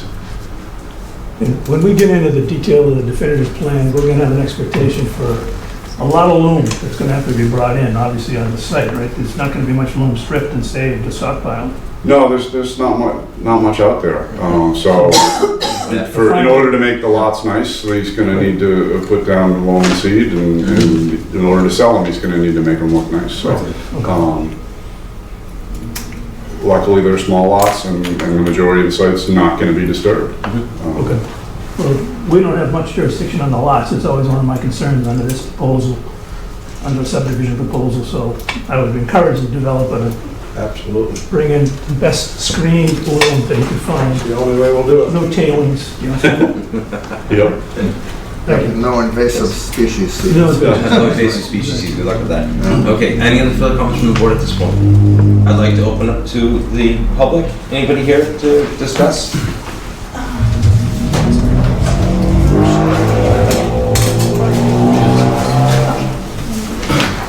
My name's Matt Shields. I live on the corner of Shaker Road, which obviously will have a pretty big impact on all I'm this. sorry. Did you tell me where the new road is in relation to the existing access road for the golf course? It's slightly further away from the pond. I don't know if you heard that? Yeah. Okay. So I'm having a hard time envisioning one of these big trucks you talked about coming down Shaker Road and then making a right turn and then a left turn onto this street. It's easy for a car to do it, but I don't know. Any thoughts about that? So, I'm gonna, the question you have This is... one actually probably shows it better. Yeah, yeah. With the color, so you can see. You want what's to up. walk up to the board and see it, sir? You can walk right over here, take a look at it. See if you got it. Be easier. Yeah. And you could explain it, John, maybe. So this is your road, Yeah, the gray, yeah. and the access is roughly parallel? or- Yeah, there's actually some shading right there. So the existing gravel is right here. It's a little hard to see on this plan, but it's just to the side of it. So yeah, we're just slightly up from the pond, from where the existing is, and the reasoning for that was, again, trying to maintain those distances from the pond. As it is now, when they have a straight shot, they drive over my landscape quite a bit. So now you're asking a big truck to turn and then make a left turn. That's one of my worries. So I'm gonna ask you, sir, where on that, where does your house sit? Right here. No, that would be where the barn is. You must be across the sorry, right street. here. Yeah, okay. Got it, thank you. I'm his wife, Yeah, Kathleen no, Shields. hey Kathleen. So we're right in this corner here. We're actually in a historic Shaker home. Yeah. We've been there for 30 years. If I'm not mistaken, your driveway is around the corner from the front of the home? Yes, that's Okay, right. I ride my bike by there all the time. So right, we're the, yes. if you can move that map a little bit, you'll see there we This is the are. home and there's the Yeah. driveway, okay. So we're 30 feet from the road. Yeah, We've been there. and this like is the radius that they're hitting? Yes. Yep. I'm and- trying not to touch the screen because it will do something Yeah. really weird. So, having lived there for 30 years, let me tell you that these trucks are not FedEx trucks or Yeah. UPS trucks. These are big, enormous 18-wheeler Cisco trucks. They're Anheuser-Busch trucks. They come by several times a day down that little Shaker Road, and they're barely able to make it into the current road. What my husband was saying was that S-shaped turn for an 18-wheeler is going to be virtually impossible They will end up in our front yard in order to try to turn out. It will also be incredibly dangerous because they're going to be taking up the entire road as they make that kind of a turn. And that's just one of our many concerns about this project. Okay. Aside from that, we haven't been able to discuss at all the utilities that will be coming into the development, the sewer and water. I don't know if that's discussed as part of the planning board. It'll be coming. Okay, It will all be right, coming, so we'll yeah. hold on that. Yeah. We do have, in our property, being a 160-year-old house, we have a shallow hand-dug well in the basement, which is our sole water source for the home. Shaker Road itself, if you go, I guess, north on Shaker Road, it's so... Up towards, No, towards, I might be going the wrong south, direction. towards Harvard. South Towards Old Shaker Village. Yes, towards Okay. Old Shaker Village. I'm sure you've been on the road, Plenty of right? times. Plenty of times. I've You seen know, great horned it's- owls out it's there. I mean, it's Probably one of the most dangerous roads I've ever driven on, like anywhere. That's the way they want it. It's a windy, narrow road without guardrails. It's very steep and dangerous. The amount of traffic that is going to be added as a result of this development is going to be, I think, more than double what is currently on Shaker Road. It's going to, of course, change the entire nature of that area significantly. It's an historic region of Harvard. Like I mentioned, our house is the last standing North Family Shaker dwelling. You know, certainly the impact to the wetland is of great concern to us. I don't know if you can see where Bennett's Brook goes underneath Shaker Road there. That's a real problem area. I can tell you, we've been there, like I said, for 30 years, and twice we have had to have the fire department from Ayer come and pump out our basement because the culvert has not been cleared of beaver activity. So it's an area that's highly susceptible to flooding, which kind of goes back to the previous presentation where that runoff from that other area on Shaker Road is going to feed Over right, here, yeah, is going to come right down that culvert in the road and come right down into the stream. And I mean, we've been there. We know what happens. It's yeah, I mean, I have more to say, but I've forgotten. So I know you're not gonna get into the wetland, into municipal thing, but currently, when that culvert away from that intersection. We're talking about culvert over here Yep. in Bennett's Brook, yeah. They have to run a telephone pole underneath that. To break it up. They ram a telephone So pole if through there it. is gonna be some kind of sewerage running up that street, we'd be worried about how they can do that. Yeah. I think the other issue is, I guess I'm not quite clear about how close you can build a paved road to a wetland, but having gone out there this morning and measured it, I can say that that is well within like the 40 feet to the wetland, because from the Ayer Town line to the wetland itself, which is past the barn, the Ayer Town line. Down here. Yeah, it's just past the barn, kind of across from our street. This is the barn. Yes. Okay. Yeah. So the Ayer Town line is right there. So from there to the actual wetland is 90 feet. So the road is like, It shows it It's- in there. yeah, so, That's a 100-foot line, that's a 50-foot line. yeah, But that's okay. That's they all go to cool. conservation for that. But Okay. this road that's existing, which goes right through the wetlands, is far exceeds. No, that's true, but it's not it's a dirt road. I don't know how they, you know. No, that road with the culvert is going directly through the wetlands Right. now, so you have an existing condition which is really complicated there. Yeah, yeah. This turn certainly would not make it. This is not going to be access for the golf course at all. I can tell you that right now, the trucks will not make that turn. And if they're even able to do it, it's going to be an incredibly dangerous situation here for that corner. So, Thank you. yeah, thank you for your time. Thank you very much. We need to hear it. And, Mr. Chairman? go ahead, I'm sorry, yes. I'm sorry, hi. Hi, good evening. I'm Melissa Tracy, live on Shaker Road, 149 Shaker Road, which is actually in Harvard This This way. way. This Okay. way, we are a little further this way, or across from the entrance to the golf course, a little further down, You know, a little further down. It's one of the There hardest. we are on the left. It's one of the hardest things to find. Yeah. The Yeah, entrance to the yeah. golf course. Yeah, it is. There's that house right there on the left. Yep. Okay. Now, so Oh, up there. my husband Daniel and I have lived here for 25 years. Mhm. We also own land around the corner. If you go back toward where we were a second ago, okay, if you go up Shaker Road toward the left, Oh, the property. All right.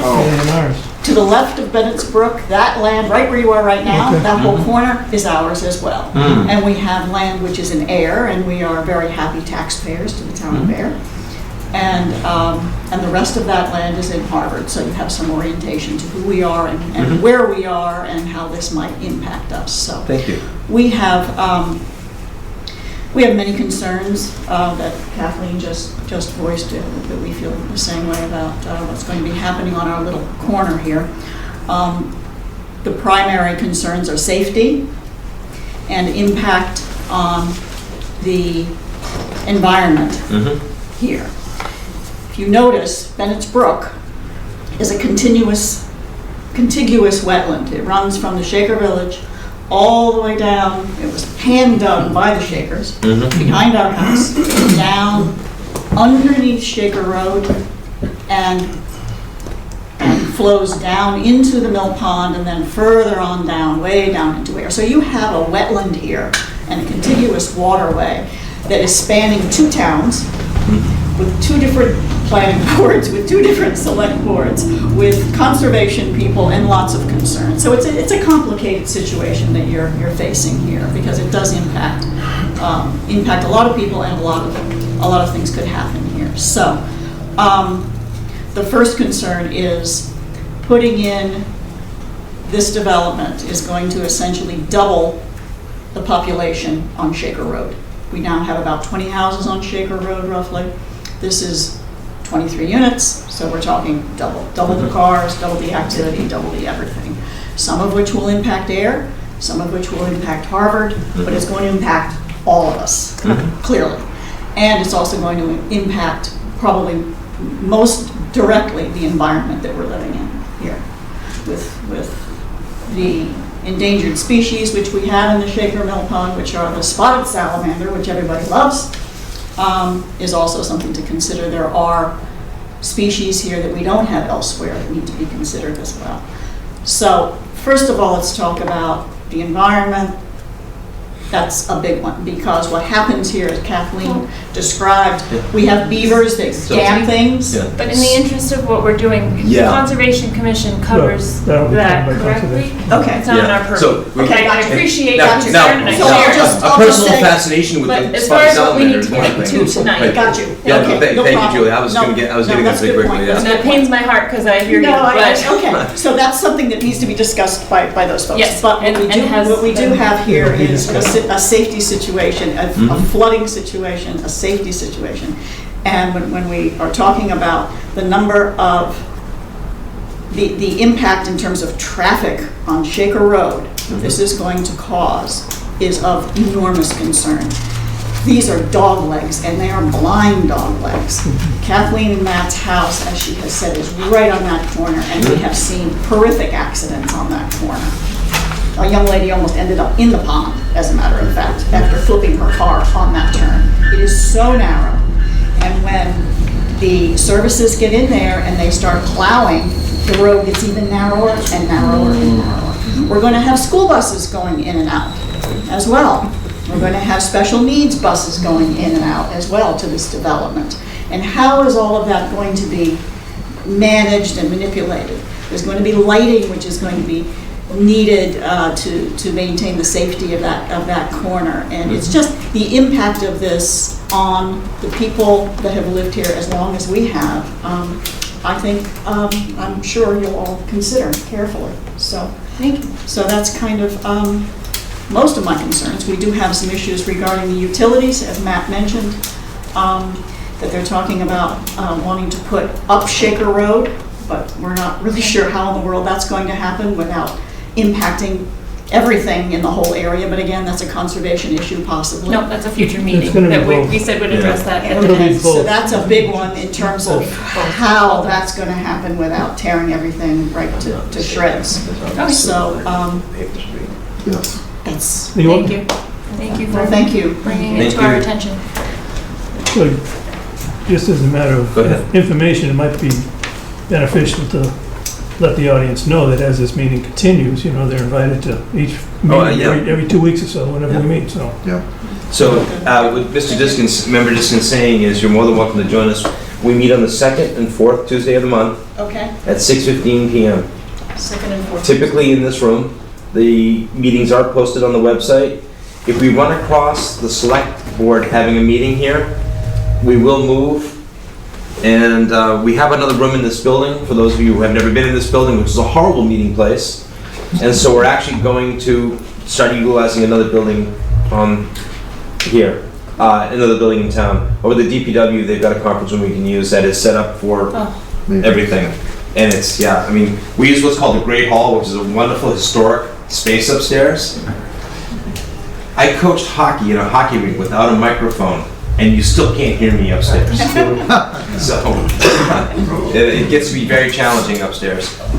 Thank you. Do we have any further comment on this? The Sorry. reason I mentioned that was that they received notification for this hearing. Yes, yes. But they will not receive a future notification. We will not, That's okay. what Yeah. I'm trying to clarify. Yeah, thank you. Okay, thank you. And, by all means, the air planning, our website, I hate to say it now, but our website, we do keep track of it, and if for some reason you feel like it's falling apart, I can give you the air planning's phone number, Okay, and you can call them up.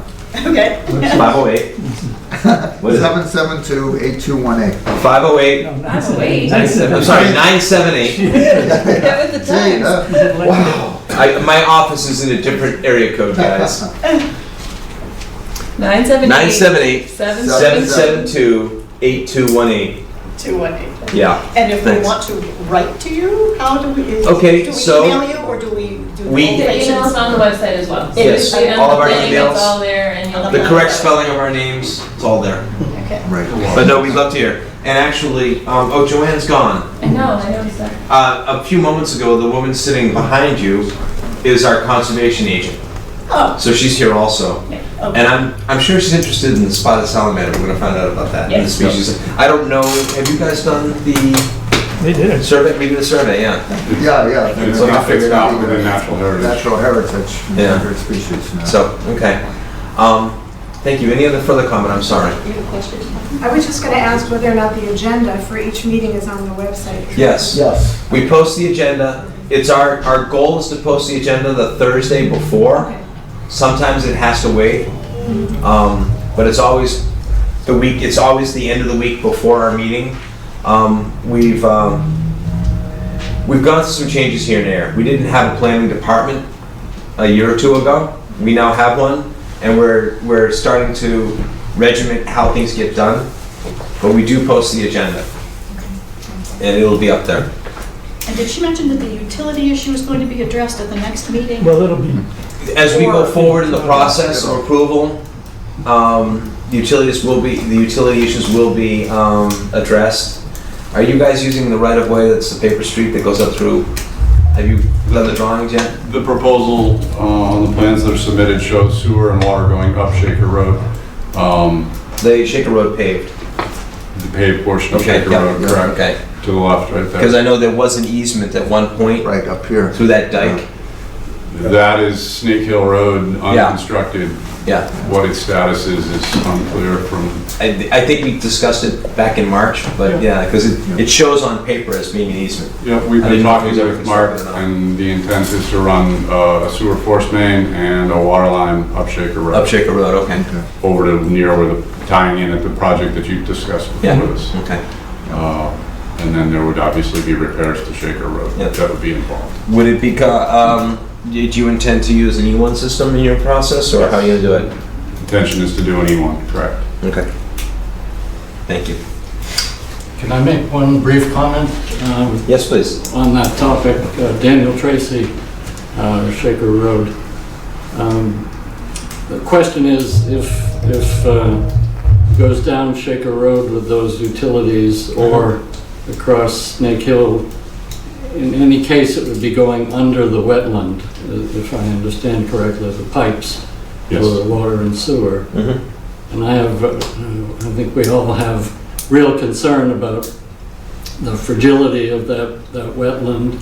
As Melissa said, it comes all the way from the historic Shaker Village, it comes under Shaker Road and into Shaker Mill Pond. It's a very fragile ecosystem, so I would just ask for the board to consider a consultant or a wetlands management expert to weigh in on this prior to your discussion of this matter, because I think that's going to be a huge piece of the puzzle to figure out.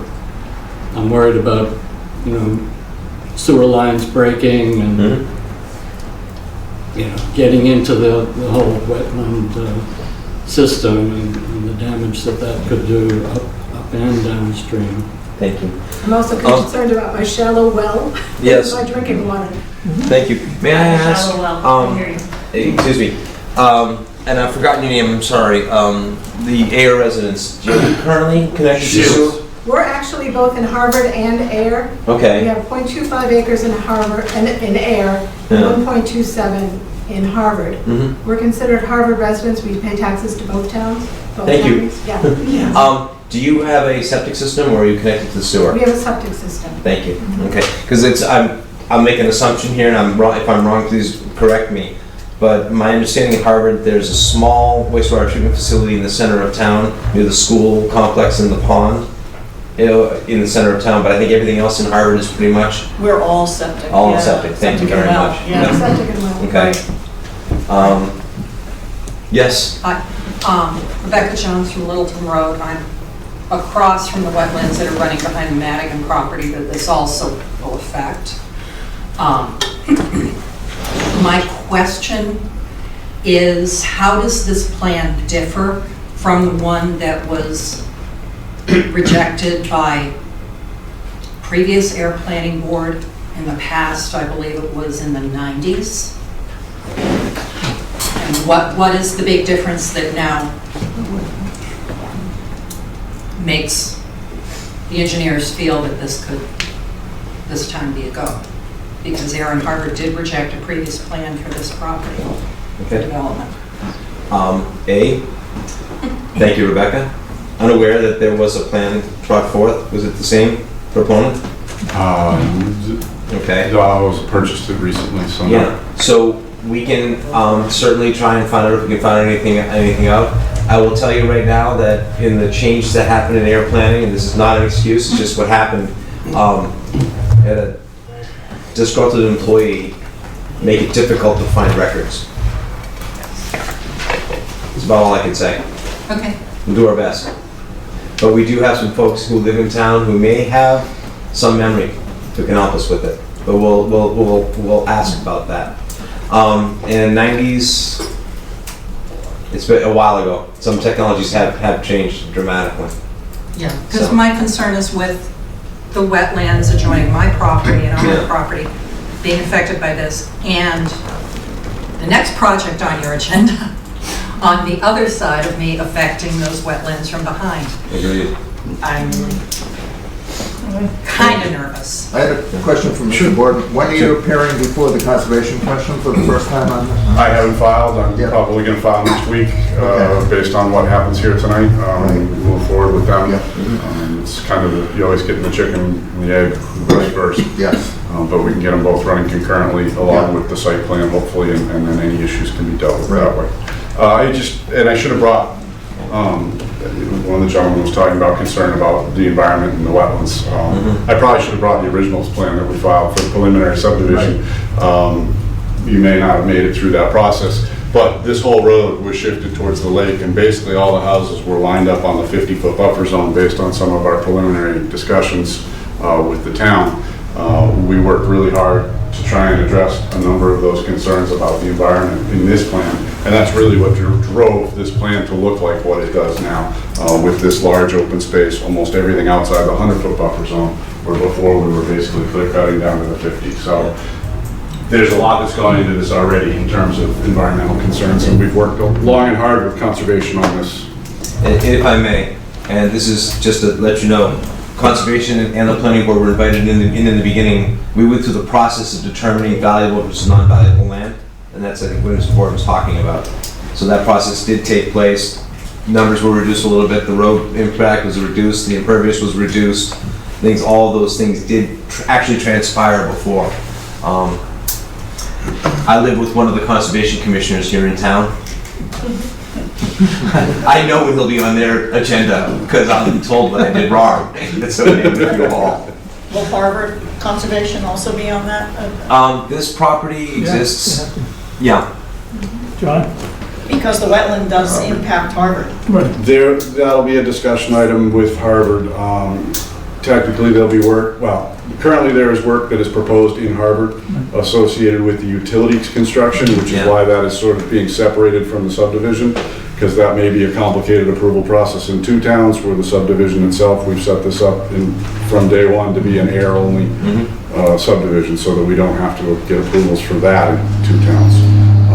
But we will need to talk with Harvard, get the DPWs aligned and the Conservation Commissions aligned. A lot of times what I see is if you've got wetlands and activities that are within 100 feet of a wetlands in another town, the two towns will talk, and basically oftentimes what I expect is Harvard will say, please have Ayer do the permitting. We will issue a negative determination subject to approval by Ayer.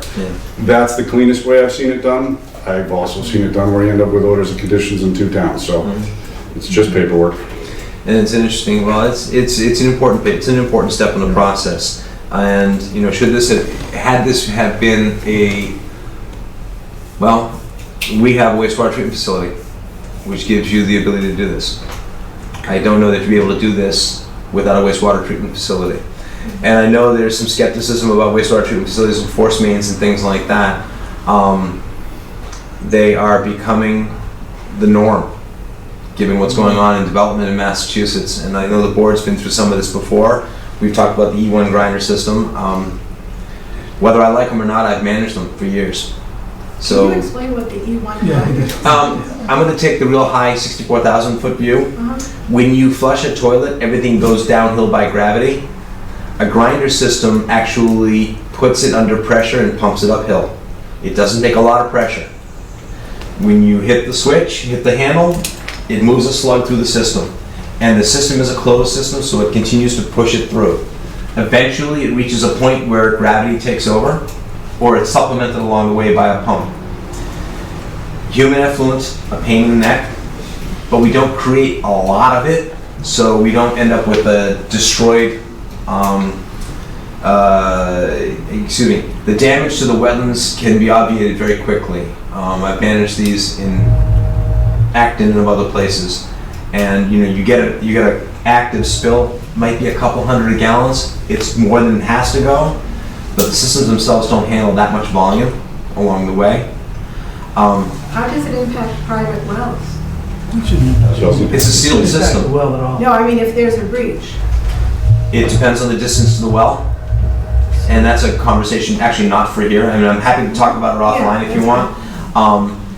Well, there's sewers that run all over Ayer, so there's potential for a breach anywhere in town. And anywhere that it has a breach, there will be some impact to somebody. If John put it correctly. We don't think about things we can't see. We've reached a point now where this is actually becoming a part of development. These systems have been around for a long time. I dealt with one in the 80s on Nantucket. They've improved tremendously since then, but it's not under a great deal of pressure. And when there's a breach, it's a leak in a pipe. It's an unfortunate event. The systems do have alarms in them, and they do have backups built into them. More importantly, what happens when the power goes out? And stuff can't be moved through the system. So I invite you to actually take some time. Uncle Google knows a lot about this, and they are in front of every planning board from Worcester to Boston right now, because the only land left is, unfortunately, our valuable habitat land. Do they attach to the road? I mean, underneath the road? There are pipes under the roads. They're small ones. They're small diameter pipes They under the don't roads. go under the wetland. They go under the road? We let the engineers figure out how to do it. Okay. That's what Mr. Wetzel, who was here, he's the director of DPW. Yeah. He's very familiar with these. That's why when my husband mentioned the telephone pole Yeah. being shoved through the culvert to clear it of beaver activity, Yep. if those pipes are in that roadway, They're not gonna be. they're not gonna be there long. I've written down telephone pole. Yes, Yeah, absolutely. yeah, Standard the telephone DPW pole may procedure. even still Yeah, be lying exactly. there. And our DPW learns over time also how to maintain our systems so without damaging them too. 2 years, we had the Ayer Fire Department pumping out our basement because they didn't. Now, I'm gonna say one thing though, they have been very, very good since the last time we almost had a contaminated well. Because the well is in our basement. We lost our furnace. These are issues Yes. that are of concern.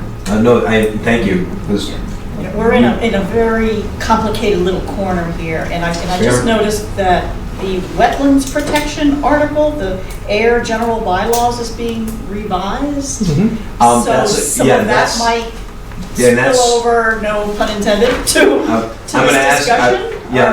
I'm gonna try and, I don't wanna push off, but that's getting, we're getting a little far afield here. Right, And Town of Ayer does not have a wetlands bylaw. We operate underneath the Massachusetts bylaws, Massachusetts laws. The Ayer Conservation Commission is working very hard on putting a wetlands bylaw in place. On getting that Yes. into town meeting, Yes. okay, in another month, I see. Yep. And how that might impact some of the rules that apply here, I don't. I can't answer the question in any kind of detail at this point. I see, okay. But we have many things going on in parallel. There's stuff in the works, right, okay. Some reason people want to build out here. Why on our corner? Why not right our corner? Anyway, but thank you very much. Any Okay. further questions on this that I can take right now? Thank you. I think we're at a point we continue this. You have something else, Mark? I just wanted to raise the issue, since some of the abutters did, about traffic impact. Oh, yeah. You know, I could do research on the traffic impact study. Without us committing to it, I could draft a draft scope of work to look for, traffic impact mitigation for Shaker Road itself and the surrounding area, and that would determine which, based on models, how much traffic will go north towards Route 2A, how much might go down into Harvard, what sort of wear and tear might take place on the road that needs to be mitigated, that sort of thing. And that would give us additional information. I do not see, a traffic impact study for this type of project as being that expensive, because it's a relatively small subdivision on a local road, but, that's something I could investigate and bring that information to the September 10th meeting if you'd like. I'd appreciate that. Okay. All right. I would appreciate that. Sure. I would just ask or encourage that you speak to Mark Wetzel regarding his views on that, because Yes. he usually has some strong opinions about that. He does. And then remind you also that 2A is maintained and run by Mass Highway, and no matter what we say, Yep. they're gonna do what they wanna do. Right. To put it as bluntly as I can. No, and I think you're speaking to the choir on it, but we're acutely aware of a cumulative effect we're having over there right now. Oh, exactly. And I think, and everyone's agreed to to be agreeable. Yes. To get us to a point where we mitigated the concerns. Yeah. Thank you. It's just don't want to spend a lot of money doing a traffic study to hand to Mass DOT and have them look at it and shelve it, and nothing comes of the effort. Yeah, we're communicating with Mass DOT as well, and we have some questions to them about this, so, yeah. They've actually We'll take that been into pretty account. responsive. Yeah. I think they recognize that this is a touch point, a pinch point, if you will. Yeah. So, Well, they're looking at the potential of all the properties in the neighborhood Yes. cumulatively. Again. And then how do you distribute the cost becomes an Right. interesting question. yeah. Thank you. With that being taken care of, anything else in any people's mind? Too early for us to consider a outside consultant to look at other Environmental issues, stuff. whether we go through the rest of the presentation, I guess. I would, my opinion on that is I would like to see what Conservation Commission input is on the environmental issues, since that's their main purview, so I feel uncomfortable committing to an environmental study at this stage, but we'll be in close contact with the Conservation Commission to see if they We do have recommend. the environmental analysis that was done by, That wasn't Oxbow, was it? it was Oxbow that Yeah. went through the whole site documented what was out there, and that was submitted at the preliminary stage. So you have a 2-inch document Right, but currently. that was, Right. I think the concern now that we've seen from the audience and all of us is that the off-site work is impactful. So our concern for something along the environmental side and something along the consultant side would be looking at the design, going up Shaker Road And you as it expect, connects. All the work on Shaker Road, I guess, would be. and you expect to. How much have you shown on your drawings? And so that was my question, because you mentioned It's shown- separating the drawings. It's shown schematically on the drawings. The sewer extension and water extension would require approval from the DPW, and then certification to Mass DEP at the end of the project. It would also require approval from conservation, possibly in 2 towns. Right, okay. The actual design, I don't think, really falls under the subdivision regulations. It's simply providing the utilities to the site.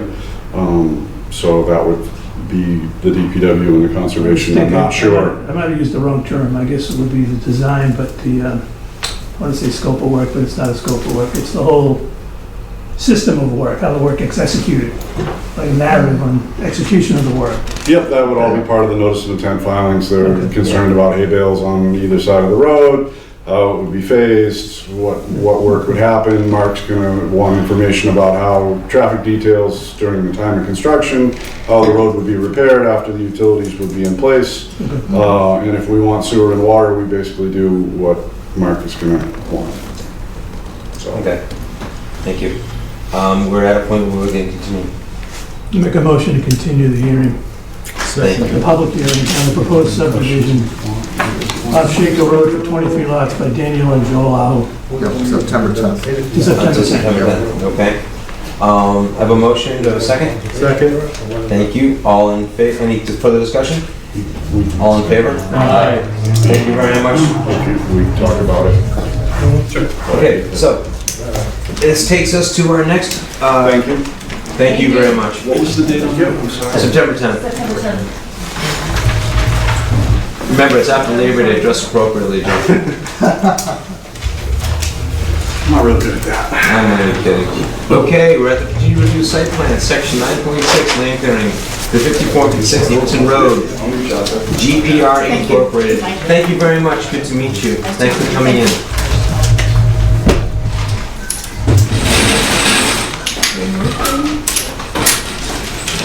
Yeah, so this is a subdivision combined with the section 9.6. And I also wanted to mention, in addition to the applicant, we have our peer review consultant here, Katie Moniz from BSC Group. So I'm not sure how we actually want to handle this in the most efficient way, but, you know, certainly probably give the applicant time to make some initial comments, but we definitely want to hear from BSC so we can get the dialogue going on the issues. Good evening, Mick Pong from GPR. As Mark just mentioned, we received the peer review letter from the BSC Group last week. We have not made any revisions to said plan. The only reason we're here tonight, as I put on the board, is the same plan that I came before you 2 weeks ago with, just as a graphical reference. We came tonight just to kind of have that dialogue with the peer review consultant. The peer review was very thorough. I'll leave it up to Mr. Chairman how you'd like to handle it, if you'd like to read it in the record, if you'd like us to go through each point.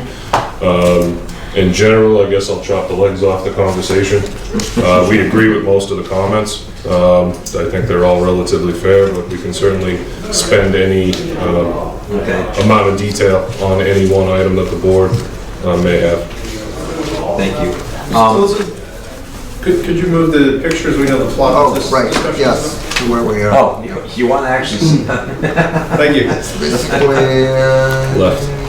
yep. We all feel like we've seen it before. Up there is, Too far. To the right. what's, Yeah, yeah, it's right up in there. Actually, if I increase the scale a little bit, we'll get the whole thing. That's pretty much it. Yep, that's it. It's actually, is it It's right the in entire? Yeah.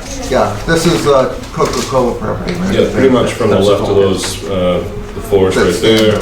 And then you can see the approximate little wetland delineation, kind of creating the triangle to the right. Bottom right, you have the A&R lots. So skip 2 houses, those are abutting, and then you have the 2 houses with the road going in right between them on the left. That's Snake Hill to the right? Snake Hill Road? Yes. Thank you.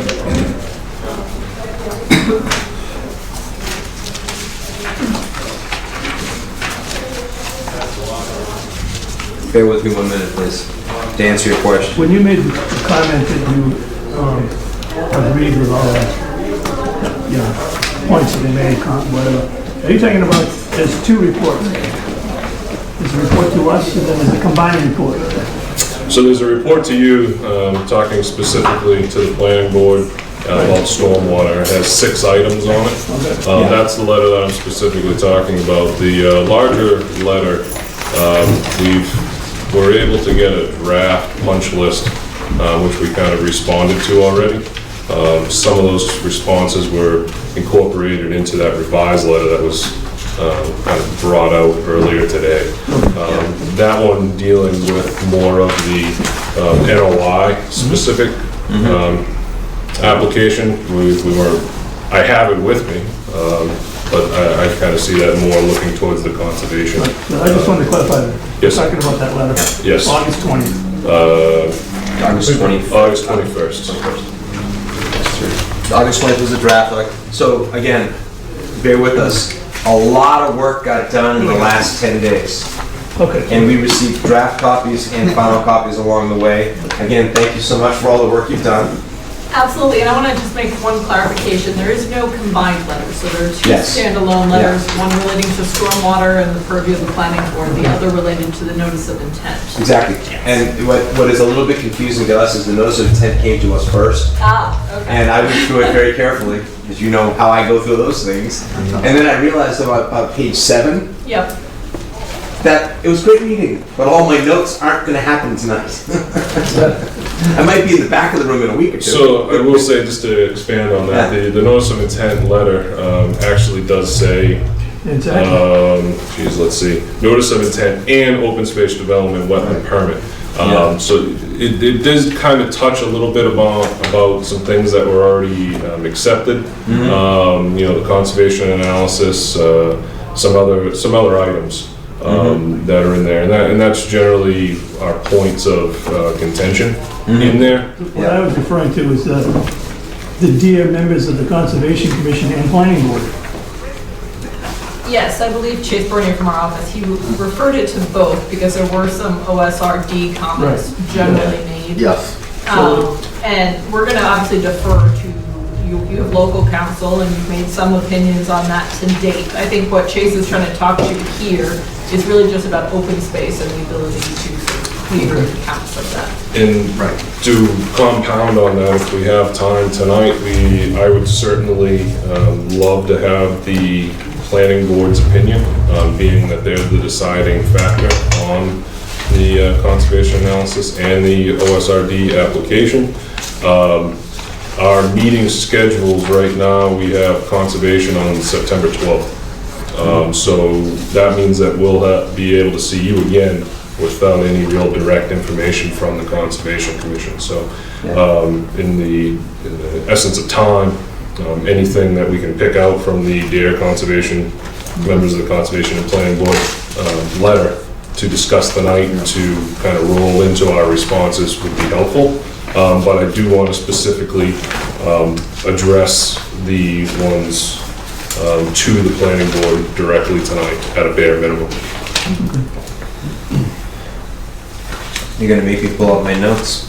Yep. We can make them up. Yeah. Okay, one thing, if I may, Mr. Chairman, back when we were reviewing the preliminary plan and the conservation analysis, the findings for the conservation analysis were that because we didn't have anything in writing per se in our subdivision regs yet, which we're currently working on, or in the OSRD section itself, is silent on the location of stormwater basins within the open space per se, or, it's ambivalent, or not ambivalent, but Silent. definitive enough. So we developed a policy that any storm, for the case of, for the purpose of this application, that any stormwater management facility would be located in the open space above and beyond the 50% minimum. And we directed the applicant to minimize the amount of stormwater basins, if at all possible, by the use of low impact development, and to pull it out of the buffer zone as much as possible, and to, not include it within the 50% minimum open space. So technically, they're providing more than 50%, and that's where the stormwater basins are included. If I could just, I'm sorry, just Yes. to be a stickler. Specifically, we're providing more than 50% to meet the regulation. I think what you're trying to say is technically excluding the stormwater, we still exceed the 50% requirement. That was my question. So even excluding the stormwater, you still exceed the 50? That was an initial conversation, Right. which we provided while still saying, again, here's the information because you're asking, but it's still outside the regulations that we filed under. Right. So I think there was some confusion for our reviewer too, because it seems like parts of the notice of intent were written on the previous plans. And you guys have just made revisions, correct? So, actually, Yeah, sorry. where you're sitting, people can't hear you. Would you I mind? apologize. No. We run a little bit informal in here sometimes. It's true. It is true. It's true. So, please, go ahead. So what I was noting here is, I think one of the things that's coming up here too is the notice of intent appears to have been written before the plans were revised again. So I think what we had access to in order to review those calcs still sort of reflected the old basins. And so I'm not sure that updated information is maybe. So what was provided was the narrative and the NOI application was reflective of the initial application. Yep. As we revise plans and have discussions with the planning board and things, we're not going back and revising the narrative to update it and so on. So some of the comments in the larger letter is, revise the narrative to correctly state 19 lots instead of 20. Yeah. 20 was on the initial plan versus 19. And this was done at the direction of the planning board. Okay, No, just to we are in a understand. very compressed time frame. Yep. And we just realized redrawing the drawings didn't seem to make. Oh, and I think that's fair. I think the concerning piece for the review part here, and it comes up with the DEP questions too, Yes. is that technically revised materials have to go back to DEP here at some point, technically, because they made comments about things that you guys did as far as stormwater design. We have no problem sending it back to the state. I will say that one of the comments that your office brought up, I'm sorry, Mr. Chair, do you mind? I know we're. I'm going to stop you when you get rude. Fair enough. One of the comments that your office brought up, we actually brought up, the state made a comment in issuing the file. I've personally had conversations back and forth on this project as well as the others. The state is generally, at least in my experience, we set our comments, now it's up to the local commission. So while we would send information to Ms. Childs and Ms. Schultz and everyone else that we've talked about in this conversation, they feel they've issued the comments. Specifically, just to give away the cart, one of the comments is we filed under a certain category in the notice of intent. The state issued and said, we'll give you a letter, but we think that this category might be more appropriate. I presented that to the commission. The commission said, well, we want the state to agree with you or disagree with you. I've contacted the state. I haven't heard back from them for about a month. Kind of forced the issue. The magic words were sending an email saying, so can I take your silence as you're agreeing with me? Ms. Childs, the head of the wetland section, said, no, you can take that as, you asked a question, I feel I answered it, and now it's up to the local commission. Okay. I came back So with, we agree that they won't update their comments. Yeah. You should set a new set of plans set to them, just because you guys have done the work, and so there's a lot of comments on record right now that make it seem like the filing incomplete or is misleading. incomplete or misleading, I think is probably, so just putting something into the record is good for everyone involved, probably. Thank you. Mr. Chairman, Yes, I'm sorry. Go ahead.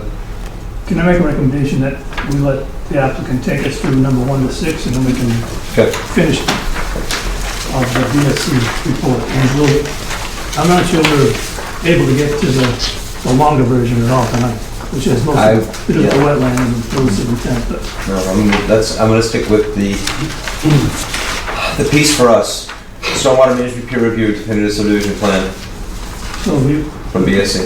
just Go ahead. our consultant, maybe you can start it off with. Oh, I'm happy to. I can read these in as we go along here. Thank you. On July 2nd, 2019, the Massachusetts Department of Environmental Protection, Mass DEP Central Region Office, issued a set of comments on this project.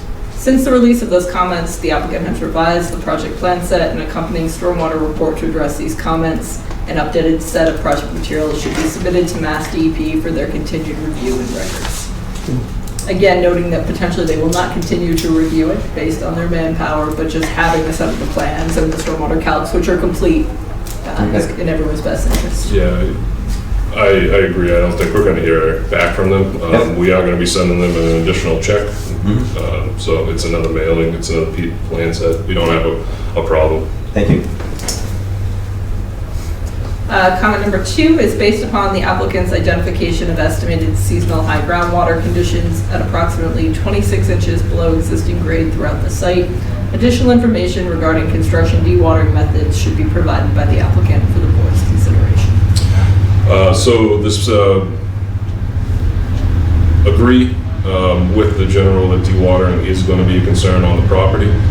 The site disturbance qualifies the need for an Epides Phase 2 permit, SWIP action, which will be required prior to any disturbance, and will certainly outline specific comments about construction. There's always the inherent risk of, right now we're going through the planning phases, and past conversations we've had of possibly reducing lots, things like that, coming up with a detailed plan of action as far as dewatering, is kind of completing everything and then having to come back and revise it. We can certainly propose and provide a general outline of dewatering features. That will be echoed and enhanced in the SWIP. Ultimately, it's up to the actual contractor during construction. Just based on his means, methods of construction, kind of oncoming weather, manpower, town ordinance. I know last meeting we talked about the air zoning, the air noise ordinance is relatively interesting. So if that changes before the time of construction, it might not allow 24/7 pumping. We might need to change the plan. So agree, yes, it's groundwater. We're going to have to deal with it during construction. We can certainly provide a general, but it will not be specific. Yeah. Sure, and I think a general is in everyone's best interest to at least set parameters at this point for what you'd be allowed to do. It's possible you're going to generate a significant amount of water doing this much work, and so you want to understand generally where sedimentation basins for dewatering might be located, so that you're not doing more clearing than previously planned on. And then if pumping is going to be involved, how that might be managed on a site like this. And then just expand on that, I'm sorry. I get a feeling that the Conservation Commission in their special conditions will have this issue covered, because I've seen the special conditions for other projects in town where you've talked about dewatering, stockpiling material, temporary protection, stuff along those lines. So I would put it as, I think when we get to the end of the process, we simply put it as a condition that the dewatering procedure be part of the approval. Yeah. And that it comply with conservation requirements for the site. And not to, one of the pieces of information I want to add to the discussion right now is this is a project that's being brought forward to us, not by the people who expect to build it. They expect to market this as a buildable project. So it's a little bit hard to also ask for details on the construction process too. I can appreciate that. I do think you guys want parameters here, and this is why. Because you're probably going to do so much significant dewatering here, and you're so close to a resource area, you're going to want to put some general parameters on the buyer's ability to sort of expand. No, I would agree. I just wanted to let you know, I don't know if you'd known that piece of information. It is really good pointed to that end. It probably is really important that conditions related to this project are very specific about what you're looking for ultimately from the work. And again, just to kind of further expand, due to the known presence of the high groundwater, this is a fill site. So the dewatering is relatively limited to things that are below the existing grade. The cul-de-sac is 4 feet above existing grade in most places and things like that. But yes, it's all needs to be addressed. Okay. The other piece here would also relate to foundation drains too, and so something that you may want to consider as it relates to the lots and conditions moving forward, knowing that. Number 3 is in the stormwater checklist, the applicant indicates that they utilize the LID measure, minimizing disturbance to existing trees and shrubs. However, the creation of a sediment forebay, infiltration area, and attenuation area require the clearing of a significant number of mature trees and other woodland vegetation. The board might ask the applicant to consider providing multiple smaller stormwater management, best management practices, BMPs, to provide groundwater recharge up gradient on the individual lots to reduce the size of these stormwater management systems. Smaller BMP options could include the use of dry wells or small underground stormwater recharge systems for roof areas and bioretention areas and rain gardens for site areas. Additional on-site stormwater testing for these upgradient features is recommended and could be observed by a representative from the town of Ayer to verify estimated seasonal high groundwater elevation throughout the site.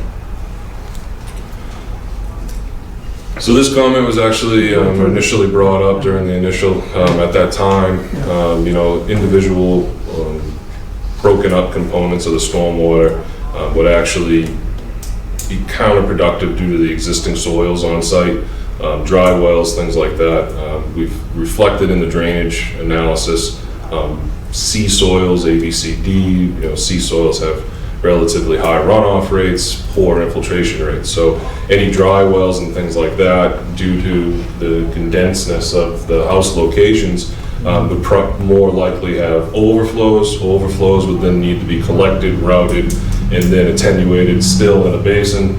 Granted, you may be able to slightly reduce the size of the infiltration area, but it's still going to be there. Also, these components require offsets to structures themselves. So putting a bioretention area in a certain location may require the spreading out of certain houses. Right now we're proposing 19, initially it was 20. We're well below the density calculation on the allowable lots for the development. I know there's other components as far as open space and things like that. So it's always a decent idea, just I don't think it's practical and it's relatively already discussed. So one of the things that I would note is that the test pits for this site, at least the ones that we've had access to, are all conducted at the furthest north edge of the site where the intended infiltration is going to be. So there isn't a lot of soil data closer to Littleton Road, and so I think that's part of the recommendation to understand potentially whether groundwater conditions or soil conditions further up on this site are different than they are at the furthest north boundary of the property closest to the wetland. The other piece here being similar to your previous applicant, it's not unheard of for subdivisions to do underground recharge of particularly roof areas of housing lots. And the goal there being, again, to minimize these very large basins that get created with the subdivision. Didn't we comment on this and discuss this a while back, like at the very beginning? Yes, Low we impact did. development and the use of Right, small rain rain gardens and everything, and yes, they stated that because of the high groundwater table and soil conditions, that those weren't going to work. Does it matter to you because the site is generally a fill, including around, I'm not sure that they've mentioned anywhere that they're looking at most of these houses being slab on grade. Was that mentioned to you at all? I did not know they were planning to do slab on grade. It is because it's generally a fill. It is generally a fill cases, site. everywhere. But that actually promotes the potential availability of elevation to be able to do some level of recharge. Again, whether or not it's going to be tremendously successful is dependent on soil type, but I don't think you have enough information necessarily here near Littleton Road to confirm that groundwater and the soils in those locations are the same as the test pits that are in the log. So it sounds like we need additional soil testing at a minimum. So we would recommend that, and I think the best way to do that for everybody's satisfaction is to send a representative from Ayer, usually it's Board of Health, just out to witness. If they see the same types of soil conditions near Littleton Road, at this point it's pretty much moot. If they don't see those soil conditions and they think there's an opportunity here, there may be a discussion about certain lots being suitable. So just to kind of continue the conversation. Mapped, available mapping of the parent materials all revealed to consistent type of soils, on-site soils. Analysis showed that they were accurate. There's no reason in our minds to, there's no regulation to push us towards that. We feel the stormwater meets the stormwater standards of the state as well as the town. So in doing so, you're bearing a cost on the applicant to look at or into changing a design that already complies.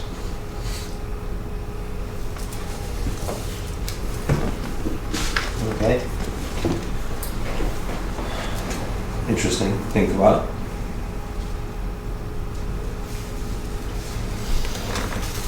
I think number 4 ties into that also. Right. Actually, could I ask that 4 and 5 be kind of address both of those at the same time, if you don't mind? Absolutely, so I will read them both in. Number 4 is, the applicant did not complete a soil test pit in the location of the proposed attenuation area. As the applicant is not proposing to use this area for groundwater recharge, this is an acceptable practice. However, the design of this area requires an approximate 2-foot cut from existing grade and potentially makes this area a very shallow wet pond area, limiting the amount of peak flow attenuation provided in this area. Additionally, attenuation area appears to only receive stormwater runoff from proposed lot 16, the creation of a large side lawn for lot 17, and upgrading existing residential areas that are not subject to redevelopment or modification. The large footprint of the attenuation area and associated tree clearing seems out of scale with the minimal stormwater management function provided by this area. Comment number 5. As the attenuation area is likely functioning as a wet pond area, the applicant should revise their HydroCAD modeling of the stormwater management feature to reflect that exfiltration of stormwater through the bottom of the basin is not anticipated. Dealing with 5 directly, agreed, we'll remove that from the model. That's fine. Number 4, it's actually a valid point. If I can, my legs are asleep. The attenuation area is this basin that we previously discussed. The large lawn area is actually the former lot that we've removed within the revision. When we did that revision, we were relatively narrow focused to try and, in our discussions with the board of, shifting it outside, as far outside 100 foot, and if you remember, the board actually was requesting us moving it up gradient. With that narrow focus, we were zoomed in and looking at just the attenuation area. As she eloquently put, it is a lot of disturbance for relatively little return. So what we're actually looking at now is actually completely removing that basin entirely.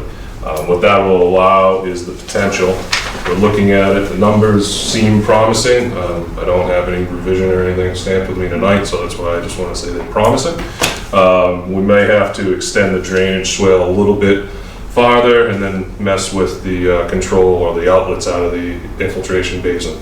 But what that will allow us to do is basically remove that large portion of disturbance from the open space parcel. How will the water that was intended, how will the flow it was intended to handle just go straight through? So that's the trade-off. Was part of it is we'll have to remove it and allow that flow to get to the analysis point, but extending the swale that catches the yard runoff further up will allow us to catch a portion and then move it to the infiltration. Right, and then we may have to, the outlet control structure as well as the spillway may need to be modified. The berm may even need to be tweaked, but moving this berm a couple of feet versus the thousands of square feet of that basin seemed like a pretty good trade-off. Couldn't quite see. Yeah, sorry about that. So to understand what you just said, are you saying that you're going to potentially remove, okay, that one that's behind Brad Carroll and the de Blasios now? Yeah, I'll say, yeah. Okay. So I'm not seeing anything, but that would be a tremendous improvement. Yeah, and that swell there so, would achieve a similar goal. So that would remain vegetated the way it is now, would not be cleared. Yeah, correct. Well, Partially clear. Just to be clear, this swale here may need to extend, but the majority of that with the open space being here, the majority of certainly this area up gradient, yes, would remain the natural state. Calvin's not here, but the trees that disappeared up on Solar 2 aren't gonna happen there, right? I think they're slated to go there. No, I'm just kidding. We had a conservation industry to set up plans and they denuded a whole hillside. It's a nice way of putting it, okay? So 4 and 5 kind of collected that. So in many ways, you agree with 4 and 5? So 5 at a bare minimum will revise the model, but the model may be revised so much that we're not only removing the exfiltration, we're removing the entire BMP. Excuse me. Okay, thank you. Turning the page. Sure. So number 6 is related to the long-term pollution prevention and stormwater system operation and maintenance plan. There are multiple comments under this. Starting with A, it should be noted that the proposed sediment forebay, infiltration basin, and attenuation area are located on a parcel of land intended to be deeded to the town of Ayer for open space. Was that the way it was supposed to be? I noticed, I thought this was just a mistake. It was intended to be given to the town of Ayer? That is per your regulations. I thought we could have a homeowners association maintain it as well. There were several different options. There's some discussions about it, but why don't we keep moving and we'll pick it up, if you Well, don't so mind. that is actually the first point, which is that the town would be committed in perpetuity to the responsibility and cost of maintenance for the stormwater management features that serve both a future public roadway in Curly Circle and also 19 private properties. The applicant estimates the annual cost of this operation and maintenance would be approximately $1,250 to the town of Ayer. So again, we are not saying that this is not as intended under the open space, but we are just bringing it to note here that the town will need to take on the maintenance of that item and will need access to that space. And then the next point there is really to the access, and it says access to the stormwater management features is proposed by creating easements over private property. The board may want to ask the applicant to identify how these easements will be physically delineated to avoid future resident installation of fences and other potential impediments to access these features for required maintenance. And so you go through a space between 2 of the lots, and thank you for mine. To get there, and so one of the problems that can pose in the future is that you buy a home and you install a fence around your yard, and that limits the ability of the town to use that space. Usually a physical demarcation is helpful to keep applicants, future residents from doing that. So, we talked about this too before, with identifying the easements in there, what they were gonna be and how wide they were gonna be. We discussed it, yeah. Yeah, so just to follow up on that, Mark actually came up with a secondary letter also today. Working in town and having developments in town, Mark has always thrown a comment out in any review of the future owner should be responsible for all the drainage. Some developments in the past have made that a condition. Some have been silent on that. Some have made it a condition, and other than being on a piece of paper, that's about it. The intent of this subdivision and complying with the subdivision rules and regs is that the road is built to the town standards, and then the road is accepted at some point.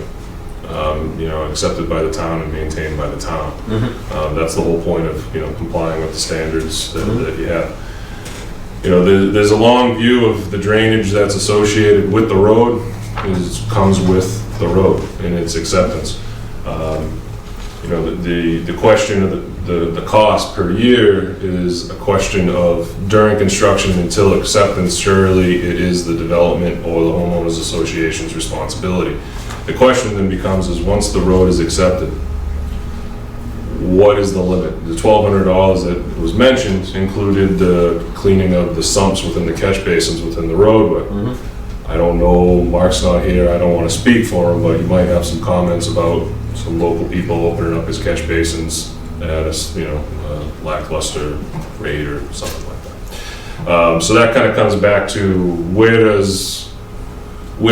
does the town accept within the right of way, what do they not?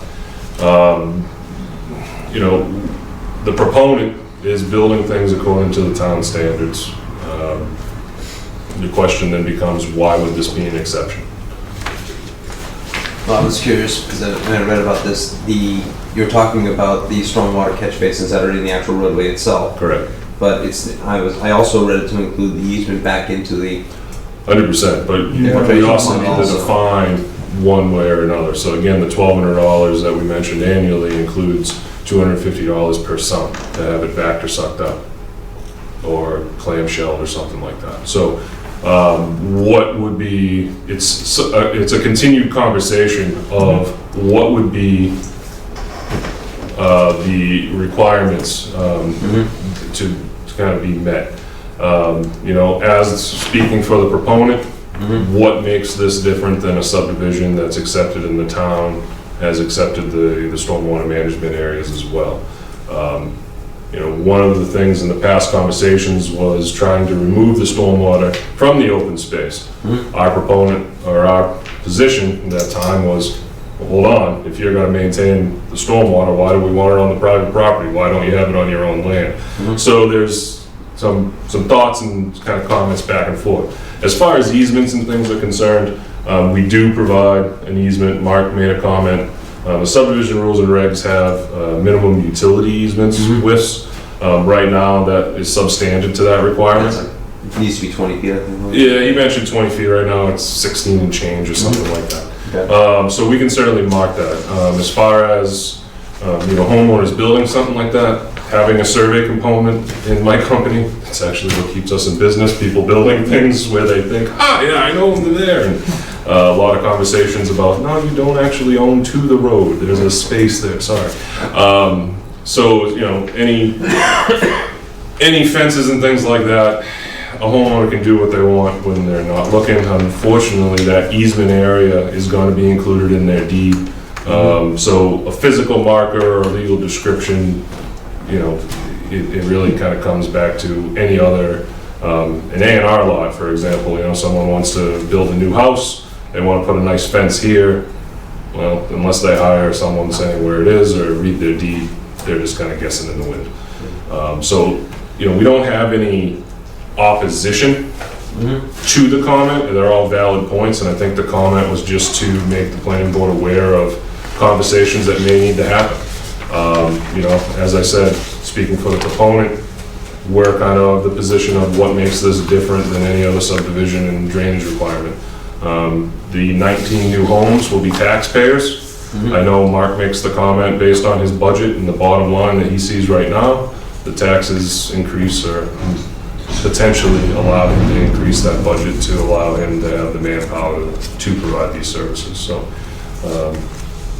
if I was doing a peer review, I might be arguing the other side, truthfully. But I'm for the proponent right now, and I think that... No, it's understood, and I think I've been around long enough also to know that we have some condominiums in town. The owners of those code associations have not been taking care of the infiltration, and that's a negative for everybody. And it's been put on the shoulders of the town, which is totally unexpected. So, I actually spoke to Dan about this. Mark was away Friday. Sorry? He was away Thursday, Friday. Okay. Yeah, Thursday, Friday. I actually put a phone call in to ask him about that, and I did not hear back since then. I don't believe that Dan didn't have the conversation, but I don't have enough feedback from DPW on that. And unfortunately, we didn't grab Mark before he had to leave tonight about that. So, well, seeing that it's also directly a comment from the DPW and Mark, that's certainly something that we follow up with him directly.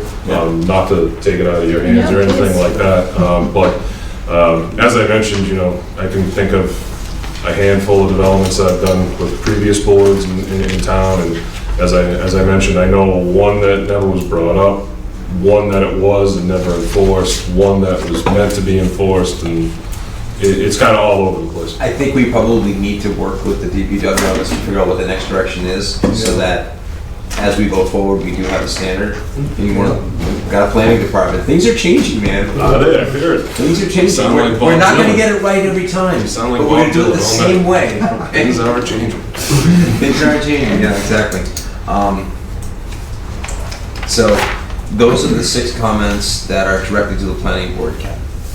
There was one last comment, it Oh, I'm just sorry. related to a copy of a plan that we didn't have in front of us for our review, but we hope that the planning board itself has a copy of, so. It was a best managed practice locus map that was in the O&M, and it appears to have been cut off in printing, so. Just confirming that you have a copy of the record. The reason this plan is Do you have- important is if the town's gonna take care of it, you wanna know where it is. It was an 11 by 17. I can look at the PDF to see Yeah. what happened. But Okay. Yeah. Again, back to the comments, they were sending us copies of plans, copies of plans, copies Fair. of plans. And as we were working very interactively, and I do, Katie, thanks again. And I think we contacted you 3 weeks ago? You did, it's been a whirlwind process, but we're having a very nice time working with John Bear. We appreciate it, and I appreciate the proponent's response time too. So, do you have questions from the board?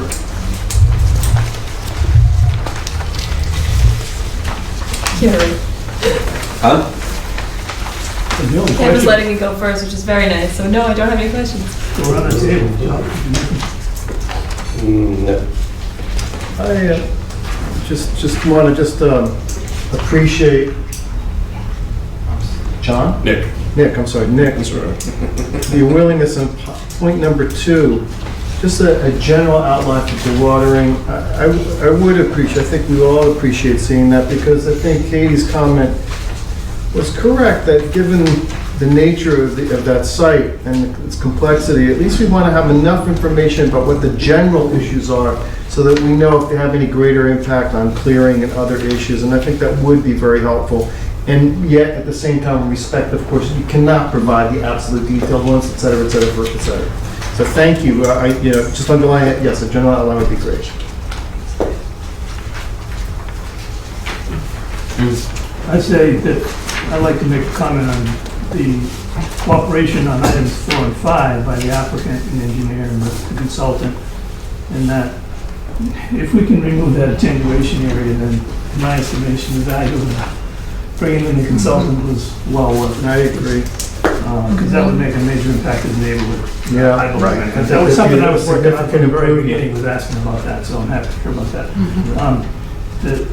I don't know if the board wants to insist that, the applicant do additional testing. I understand Nick's response, but I think if we conclude that even from the discussion that we got from the previous hearing about across the street, the reason I asked that question over there was to verify that there is a consistent groundwater level in all across that area apparently, and it's all on the same 22 to 26 inch basis. So I think we can feel pretty confident that we don't have to ask for any more testing if that's the case. I'm just trying to think, so north side of Littleton Road, we expect the flow to head north.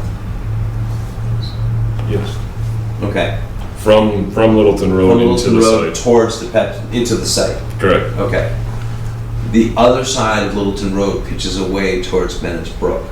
But my comment was based on the water table depth. Yeah, I I understand. thought that was your concern, was the water table. Consistent over the year. We're making the general comment that the testing that's provided for your review is very isolated to one Right. particular location In the within outer the site, corner. which is the lowest points on in the most northbound of the site.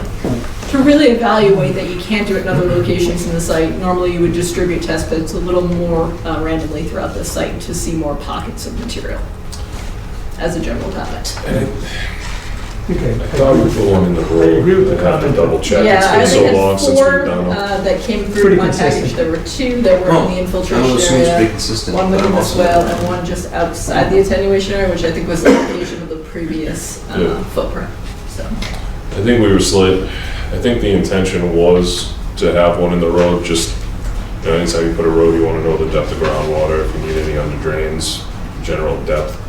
We might have gotten away from that before the testing was actually done, knowing that we're going to bring 4 feet of material in. It really kind of stems down to, the comments are generally all related. There's different ways to skin an animal and kill the cat, bet a mouse trap, whatever way you want to say.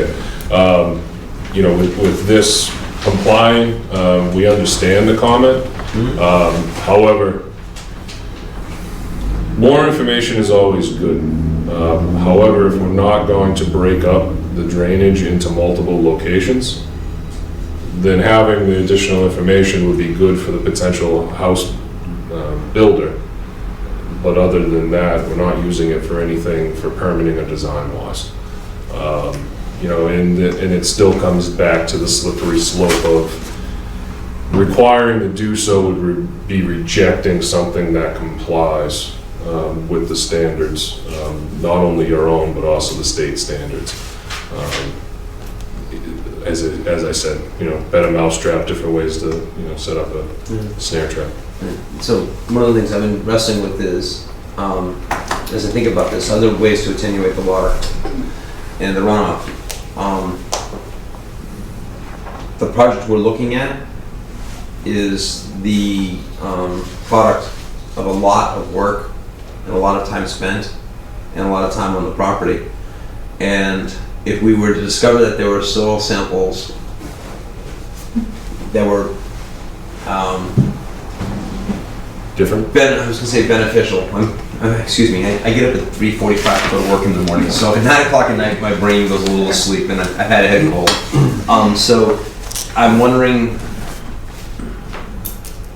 this has been a difficult development in how it's being put on the property, and we've been able to get to a reasonable understanding. We basically come to a point where it seems to be the least of all evils. If we were going to do soil testing and put in attenuation instead of having the infiltration basin in the back, that would be the upshot of it. Is what you're saying, is attenuate the water somewhere else to see if we can get it done. Sure, and we are not saying the infiltration basin would go away. The construction of the road alone is going to require that there be an infiltration basin of some size at the perimeter of the property. The thought here only, and again, this is maybe more holistically, potentially you've been down the road pretty far with this particular subdivision, is that very often in these projects, it's strongly encouraged by the state and by the handbook to try to avoid doing single large infiltration areas and try to do multiple smaller so that you can sort of get away from the large clearing activities that have other detrimental effects. And so that if you can do things like getting roof runoff in particular, which is technically clean by the city standards, into the ground on the lot itself, it can be very beneficial to the overall project. I think that, thank you, and I think that's probably, ultimately, it's good to hear that. I think it actually solidifies something that I've been thinking about.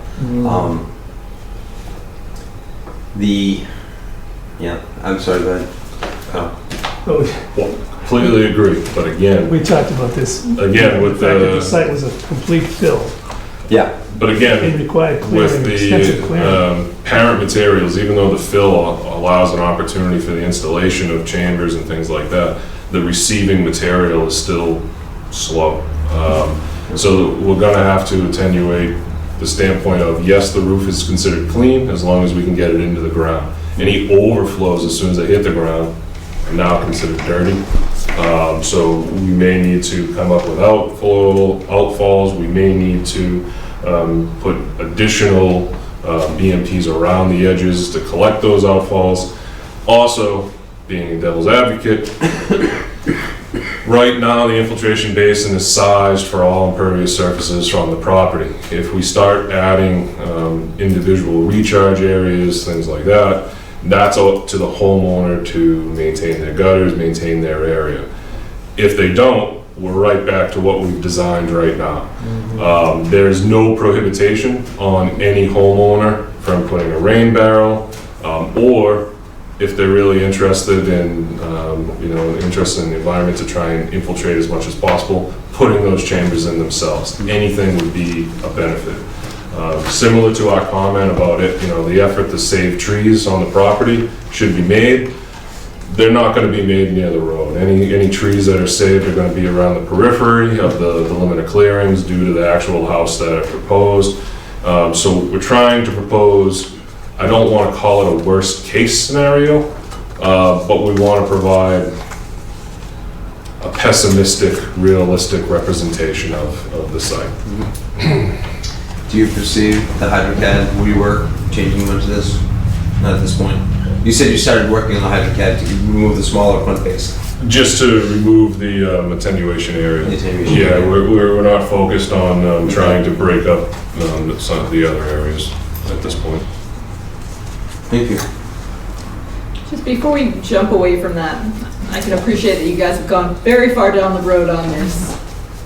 You should not be dissuaded that in future developments in particular, that doing on-site infiltration for house lots is the right approach to this. You know, whether or not homeowners are excellent maintainers, you don't need to be an excellent maintainer because really nothing that's getting into that system from your roof is particularly dirty.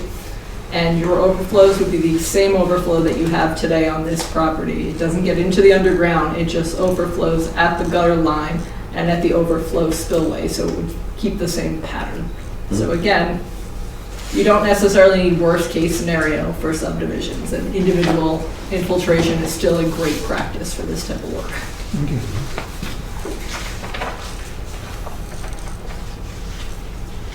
Thank you. Does the board have further questions? I don't. Well, No, I don't, thank you, Chair. we'll take the board's pulse in a few minutes. The board chair's failing, unfortunately. Yeah, we all are. It's a good compromise. I'm sorry? It's a good, I think we're getting good value and it's a good compromise. Thank you.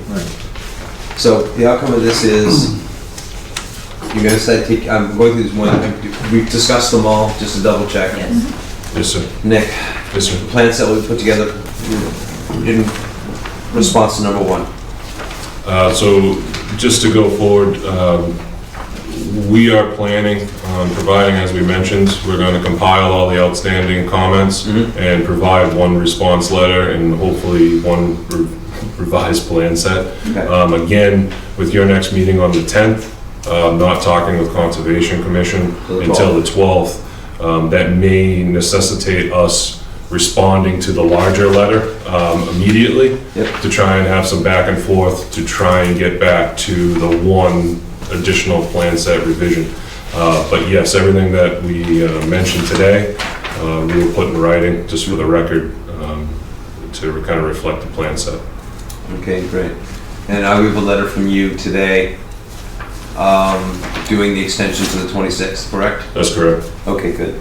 So given that conservation, we're the 10th, they're the 12th, this is our second meeting in the future, the 26th. Right, so this is the extension of the timeframe for the board to act on the application. That we discussed last time. Right, so knowing that we're not presenting revisions now, we would certainly want the opportunity on the 10th for the board to talk about it.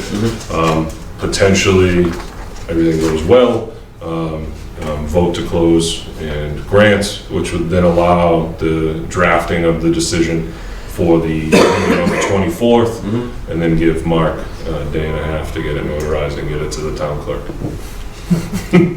So we'll revise that extension, basically meeting to meeting as we go. Appreciate that. Okay.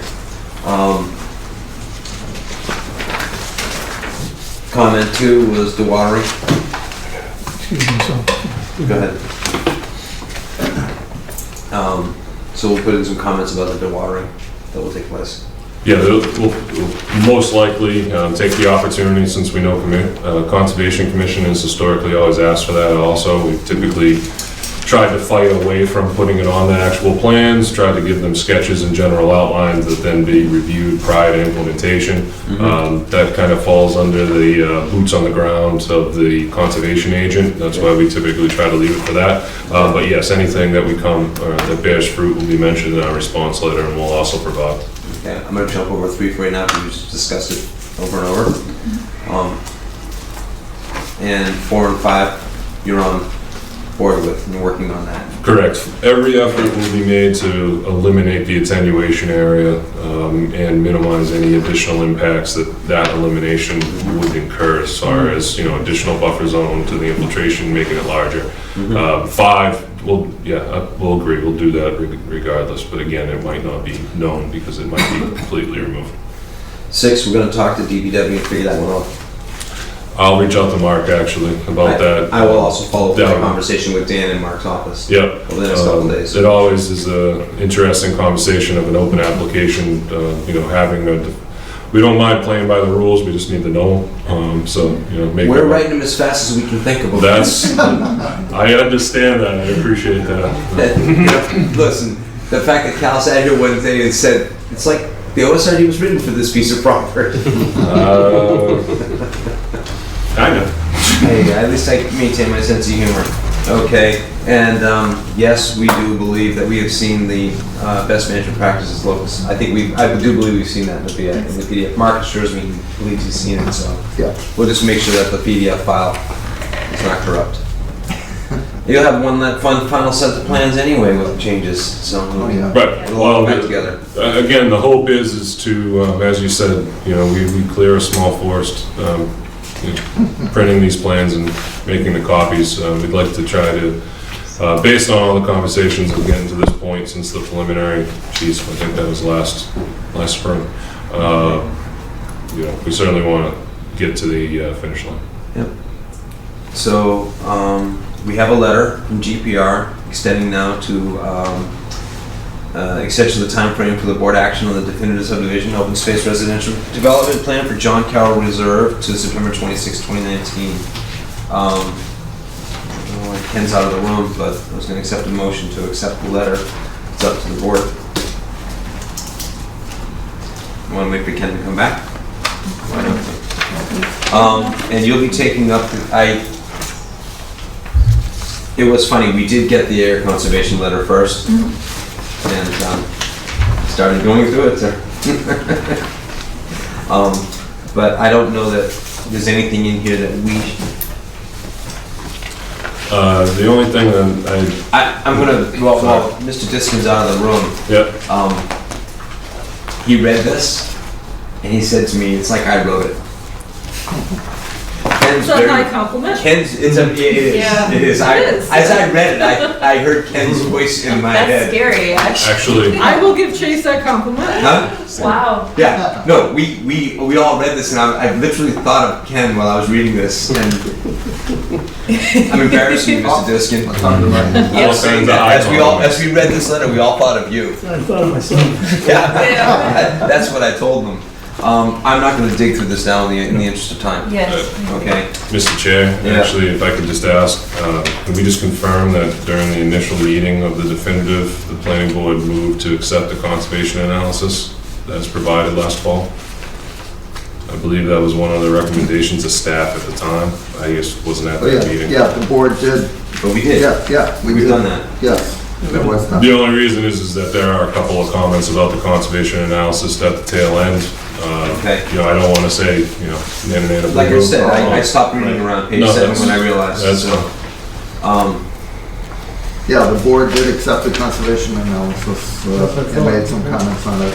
There was, if I recall, there was feedback from the Conservation Commission to us also on the analysis at one point. Right. They make recommendations. They made recommendations. I Yes. think you guys actually. We tried to incorporate the majority of them. Exactly. So that has been taken care of, I believe.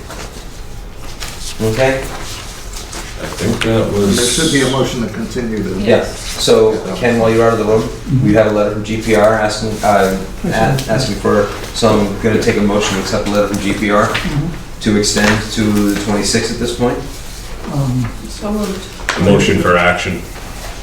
You have to go, I'm sorry. we have to extend the meeting by meeting. Oh, yeah, no. GPR has looked forward and said, So the extension granted is actually for the board to take action. Yes. Per the subdivision control.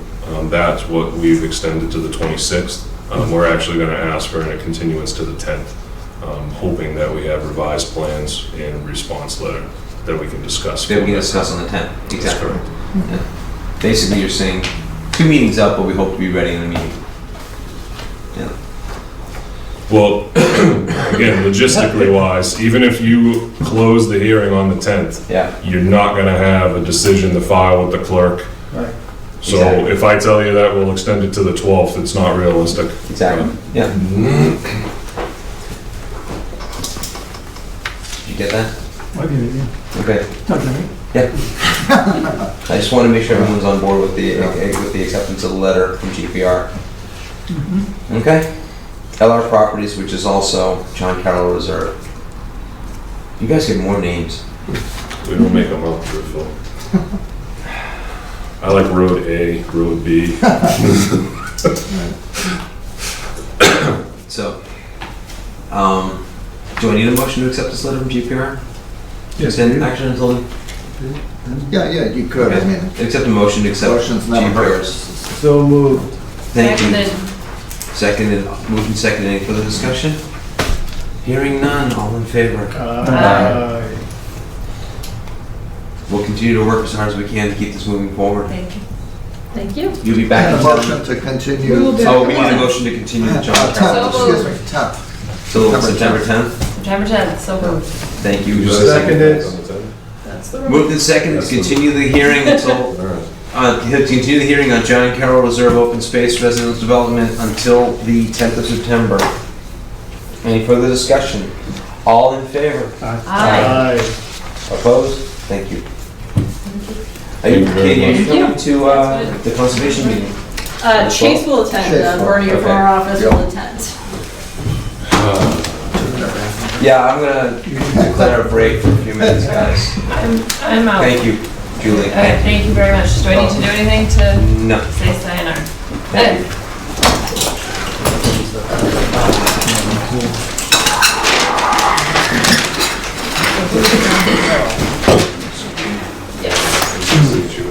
We have revisions back being Yeah.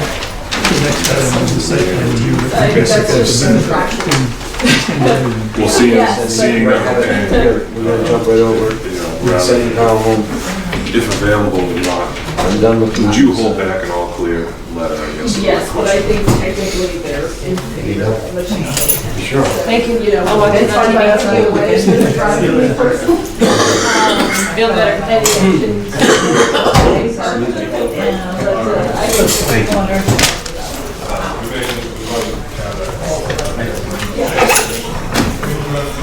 Barry, I'm gonna work to be done in a half hour. What's that? We're not adjourned. I'm gonna work to be done very You're just quickly. gonna cut the tape and walk out. Yeah. Okay. we found a date. Yes. Certainly this week I have no time. So, and I think it would be great to have in this, That'd be cool. you know. Yeah. But I don't want to do an interview like I did with Joe. Yeah. So if he just kind of comes from what he feels. We got rid of He's a that. great Get speaker. that. Yeah. And That was a I've good seen pickup, Yeah. attenuation area, it's not jigging. rededication Didn't really need it, of the because Fort- it's the just Camp too massive. Stevens Memorial. I'm glad that we got him to focus on it. Yeah, Wish I got that's a good. copy of his speech because it was really good. We got somebody on the council trying to get them to film it and put it I don't on know Sherwood why Public Access. Commonwealth is pushing so hard attenuation Yeah. Oh, really? systems that are underground. So, Okay, so yeah. maybe Because next They're never gonna get Tuesday, tell me anything. what- Just I've had to come up. I know you They'll said never was get it me. Tuesday, Tuesday, Wednesday. They're supposed to be back, you can't get them, so, but I will remain open-minded about it. And I'll tell you, the rain garden thing isn't such a great idea if you have a kid, because the kid will fall in freaking hole. Or the pipe's exposed and the rat goes up. All right. So don't stress Well, I'm about it. trying to, It's like me, I I've have been a working blueberry on- patch, on okay? the- I on put the video. my own gutter drainage not system this week, in Sunday. with a pipe. I cut I told you across the what it slope. means. Brains, Put a French get all drain that in with a done. pipe Been working on aimed it it right at my Saturday, blueberry get patch. done. Okay, Oh, so But I need I it, catch I the need one and shoot it with it. inspected by you. Okay. But as soon as I do that, I have to put a screen on the end of that one, because a chipmunk will go But up. anyway, You know, so yeah. I've got the same chipmunks.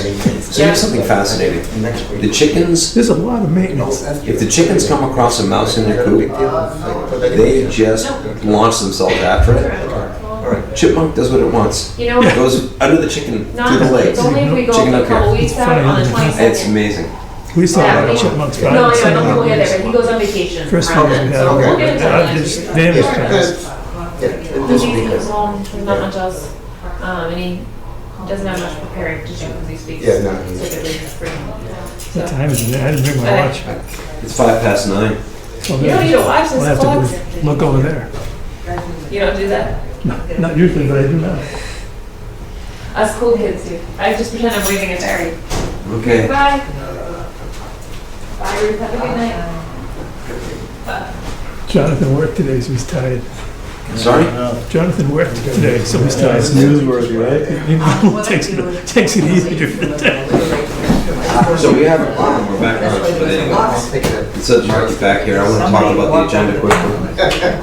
Find out what kind of leeway we have. Who's John Carroll that has a reserve or That's reserve, Madigan, whatever he is? John Carroll Madigan, Mr. Madigan, the guy that started the trucking line. Oh, okay, I mean, that right too. That's the father, he's passed away.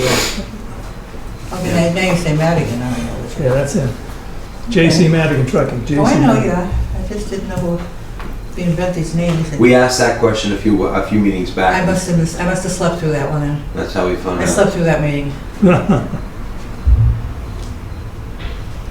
I asked him if we could Surprising name how little if we, moves if through we had that any window. influence in naming the new road over here, the new shaker, the new 23 lot. Are you taking suggestions for names? We're gonna have to consider a traffic consultant for a tiny piece of work. Just that intersection from the bridge to the development. Just 300 feet of work. Forget about 2A. Don't put anything in the conversation. What happens in that I 300 feet? think we have to take a look at that hard. We're gonna have What to- do they call it? right. What over the we're call? gonna have to have a traffic consultant look at it. No, I have a feeling that the proponent, Oh, yeah. I think the proponent heard loud and clear and they're going to alternate. What would prevent them from putting those people on the same water line? Are you kidding me? I'd go right over there tomorrow. Mm. Tell them, look, we're gonna put a water line by your house. We'll hook you up. No more well, baby. You don't have to worry about it. So simple, it's crazy. Yeah. Gotta hook them up. Going right down the street. What's the quality of that well water? There would be. Don't worry about your well anymore. There would be 2 improvements to that property that would be done instantaneously. Exactly. What's interesting is, my Just give them understanding. sewer water at the same time. Yeah. Have a nice day. Mhm. So, and they will, Who would pay all the betterment? sorry? They would pay the Yeah, contractor would pay all the betterment and all that I would stuff? do it if I Yeah. was, people I'm working for, what would I do? Would So certainly- you're looking at a 1920 home, or what the number of homes in there. 30 The years. Just give them sewer Even water. grinder systems aren't that expensive. Nah, the whole thing is simple. And, No more. and, I don't want to belittle, catch basins, but I repair them all the time. They're relatively, I mean, a crew showed up, took out, we had a failed catch basin all the way to the sump. They cut away the asphalt, excavated the top off, pulled out all the broken masonry, Yeah. got down to a solid piece, cut the concrete so it was solid, brought in a piece of concrete, stuck it on top, brought in this new fiber box, stuck It's it like on top. $3,500 to $4,500. They were done in 7 hours with asphalt. Amazing. Yeah, It they- used to take 2 days. And a mason would come in and we'd have to build it and point it and keep we were driving trucks across it that night, later that night. So it's really come a long way. I think the bond issue is a good question, but I got a feeling I think the town can only bond the work in that road. I don't think we can We'll bond. find out when we can bond it. Yeah. Well, So, it's an A&R. one of the things we do is we take value from a project in case the project stops Right. and the town is made whole one way or another. These are Right. A&R lots. Years ago, the ways to get it, and I don't know where Mark is, so when he You gets back, went to use the other bathroom. when he gets back, we'll continue. But we take letters of credit, surety bonds, cash in an account, or lots. The prevailing That's what city, task is that, Cultural what council. do they call it? Cultural The council covenant, paid. declaration of covenant. Yeah, and so, That's what they've been doing, last 3 or 4. yeah, so we need to come up with a way of doing that so that the town actually has the cash. They have.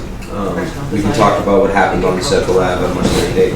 Sure. Okay, Barry, we're back. I don't know if we're still on TV or not. Thank you. I hope not. Thank you all at home. We just took a few minutes off to stretch our legs.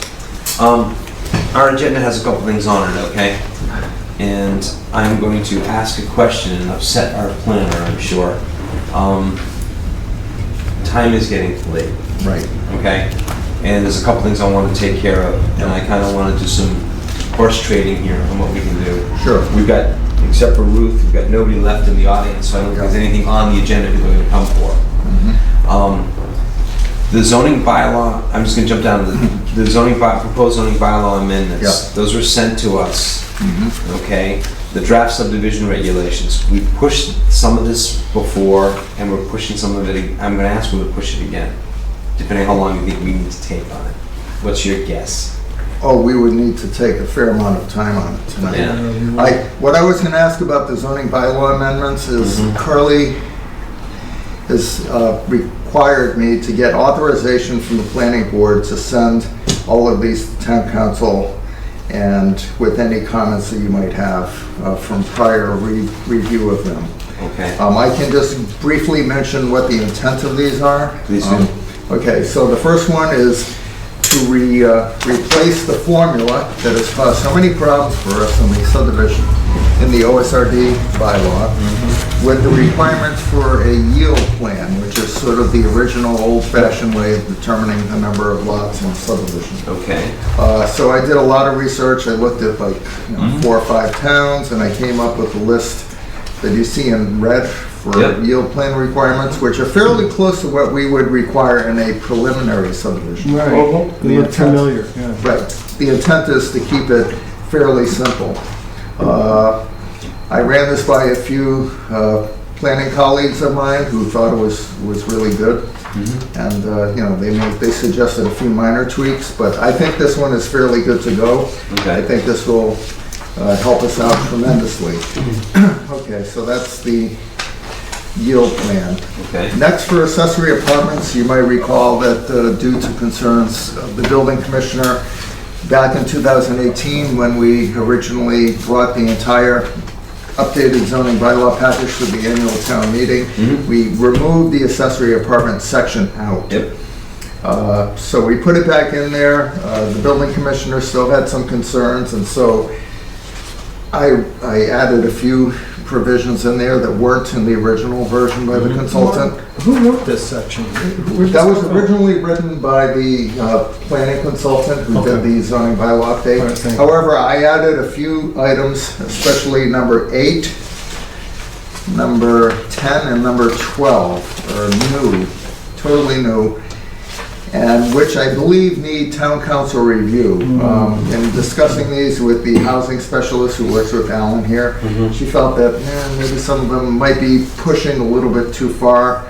I put them in there to get the agreement of the building commissioner on this issue. So, by sending it to council, she will definitely flag if there's, if they need to be tweaked.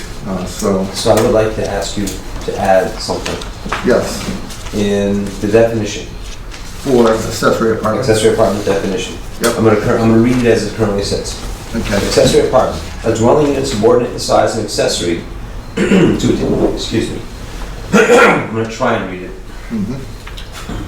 A dwelling unit subordinate in size and accessory to a detached single-family dwelling, which may be located within the owner-occupied single-family dwelling or in a structure accessory thereto, such as an attached or detached garage, here's a change, comma, barn, or mobile unit. Okay. Upon the issuance of a special permit from the Zoning Board of Appeals, ZBA. Yep. And I want to bring to the board's attention why I'm bringing this up. And I also want to talk about accessory units and storage on property at some point in the future. We currently have a great many mobile living things. We refer to them as RVs, we refer to them as trailers, we refer to them as tiny homes.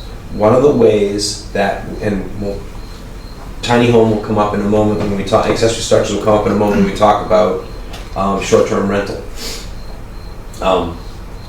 I don't know if Massachusetts law allows it or not, but one of the gotchas is it's not a home, it's on wheels. In the past, communities have said has to be a minimum square foot of something. 700, 750 is typically a number you're going to see floating around. Has to be attached to a water supply, has to be attached to a septic system or a sewer, so an effluent system. RV is self-contained. So I would like to see if we can't find out some way to include quote-unquote mobile. Okay? Okay. Are you asking for an opinion from the board on that? I would like to know your opinion on it too. That's the reason why I add that. Okay, I'm totally opposed to it. Okay. I believe that it's comprehensive enough to try to get an accessory apartment within the confines of the existing buildings that are there, and I think that's the main intent. Not to add another variable, because later in this it talks about, separate entrances have to be, not visible from the street, and just a number of other issues that wouldn't have anything to do with a mobile home or any kind of trailer or a mobile unit or a small house or little house or whatever they call it. So I think you'd be opening up a whole discussion that's way more difficult than what we have to just address with this. Okay. Thank you. I put it on the table because, and as I drive down between here and my home, there are 3. I'm not saying that they don't exist. Exactly. I'm just not. We had an Airstream living on the street here for 7 months last year. I'm just not. I'm not of the mindset that I want to authorize it. Okay. Under any. That's my. I know that happens, but. Yep. So, okay. Another couple comments I had on this. Right, so for the purpose of my letter to town council, Don't put that in there. don't put that. I will go with Mr. Diskin on this one. Okay. I won't argue with you on it. No. Right. If you feel there's strength in the rest of it, I think there's enough. that's fine.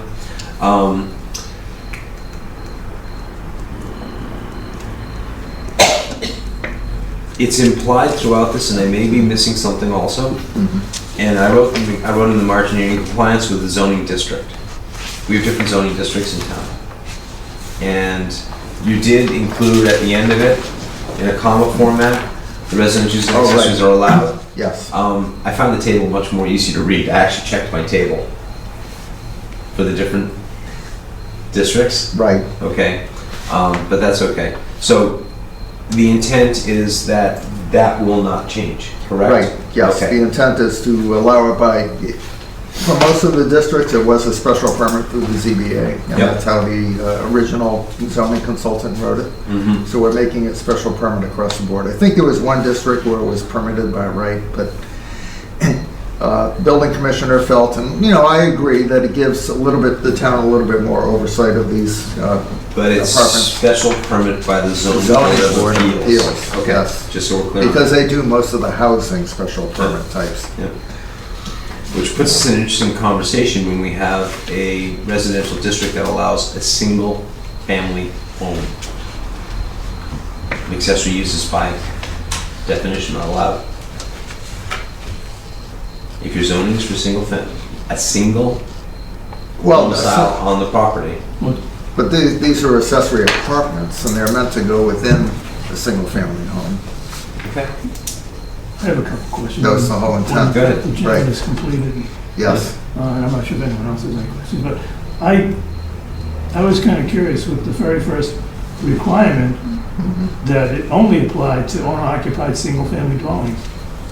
What would prevent me if I owned a current two-family, that's legitimately a two-family, from having an accessory apartment on top of that as well? Was that precluded that you would Boy, only? that's a good question. The quote-unquote in-law. Yeah, aside from... I've got a two-family house on an existing compliant lot somewhere. And I got an old barn out back, I want to fix it up. Well, I'll tell you what, the example is almost directly across the street, behind the bank, across the street behind the bank.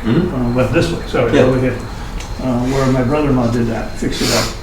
And there's a story on the first floor and a story on the second floor. So it's two families, one above the other, and a nice barn connected in the back, which could easily have an accessory apartment in it. So I was curious that how the discussion only ended up with single family. That was the way it was originally written. Boy, that's... I'm not sure if the planning board at the time, which probably didn't have any of the present members, discuss that, but so I'm gonna everything except for 8, 10, and 12 was as written by the original consultant. So I can't really speak to why. Typically, they go into single-family homes. I think it's felt because duplexes already have 2 units, and that if you allow a third unit, even if it's an accessory unit onto a duplex situation, it's substantial intensification of density, perhaps. Okay. I think that was the reasoning. Most of them that I have seen, and I've read a few of these in other towns, tie it to single-family homes, but, it's a good point. I mean, there are circumstances where it might be. Yes. Would you check with the town of Belmont's accessory? Belmont, okay. Yeah. Yep. I went through this. Okay. Yeah, I Belmont believe has a we, lot I of believe we constructed actually two-families adopted. years ago. I believe we adopted, Yeah. I believe Belmont adopted accessory. Yeah.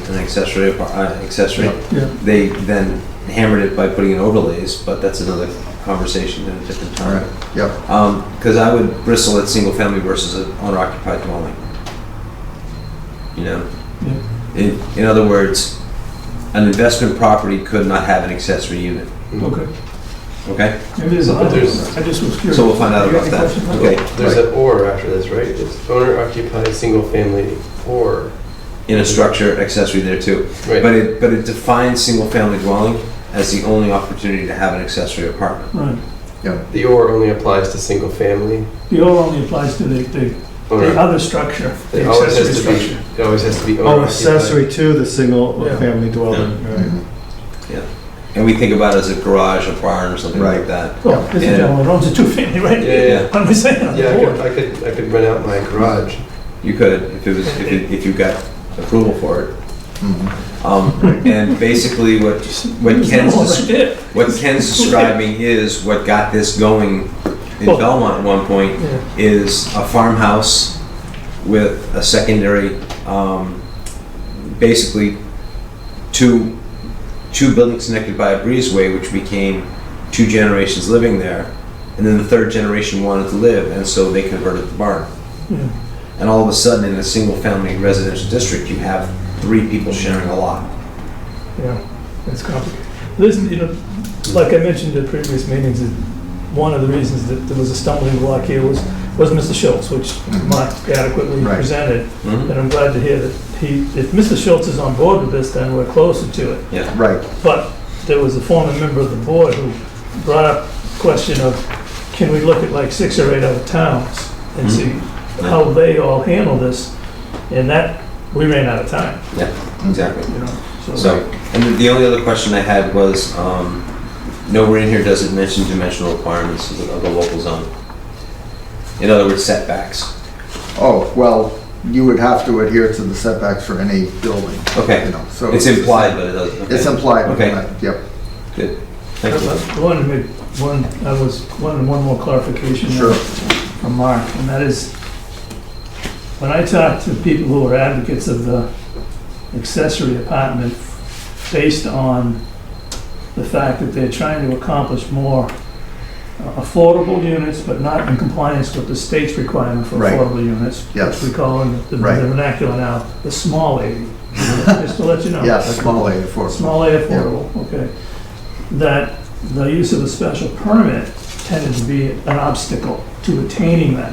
So there was quite a lot of discussion by the affordable housing proponents that when you throw a special permit into something, that you negate quite a few property owners from even trying, because now you have to hire a professional engineer, you have to have a set of drawings.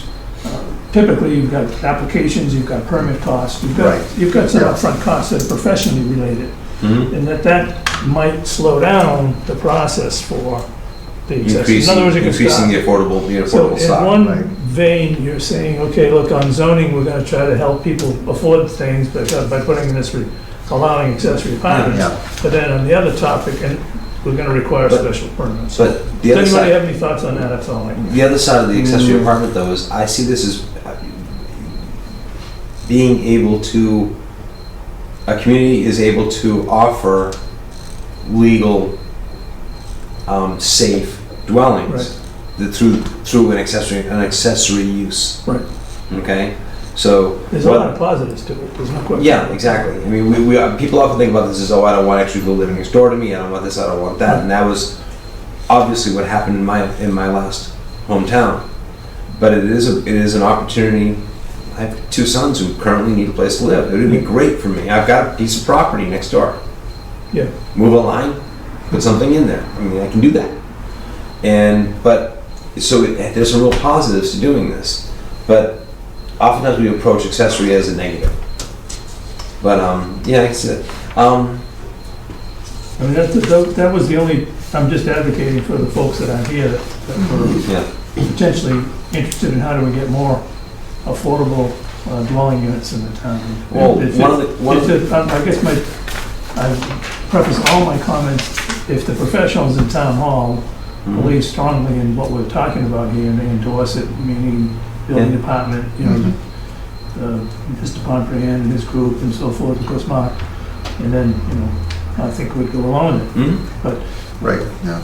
The administration feels very strongly about this, and as Alicia, who works on the CDBG grant, says, having accessory apartments being allowed either by special permit or whatever process is a big plus when you're applying for grants and trying to get housing. Right. Thank you. Did you have any, did you, in your research on the master plan, was this one of the checklist items that you can recall, Jonathan?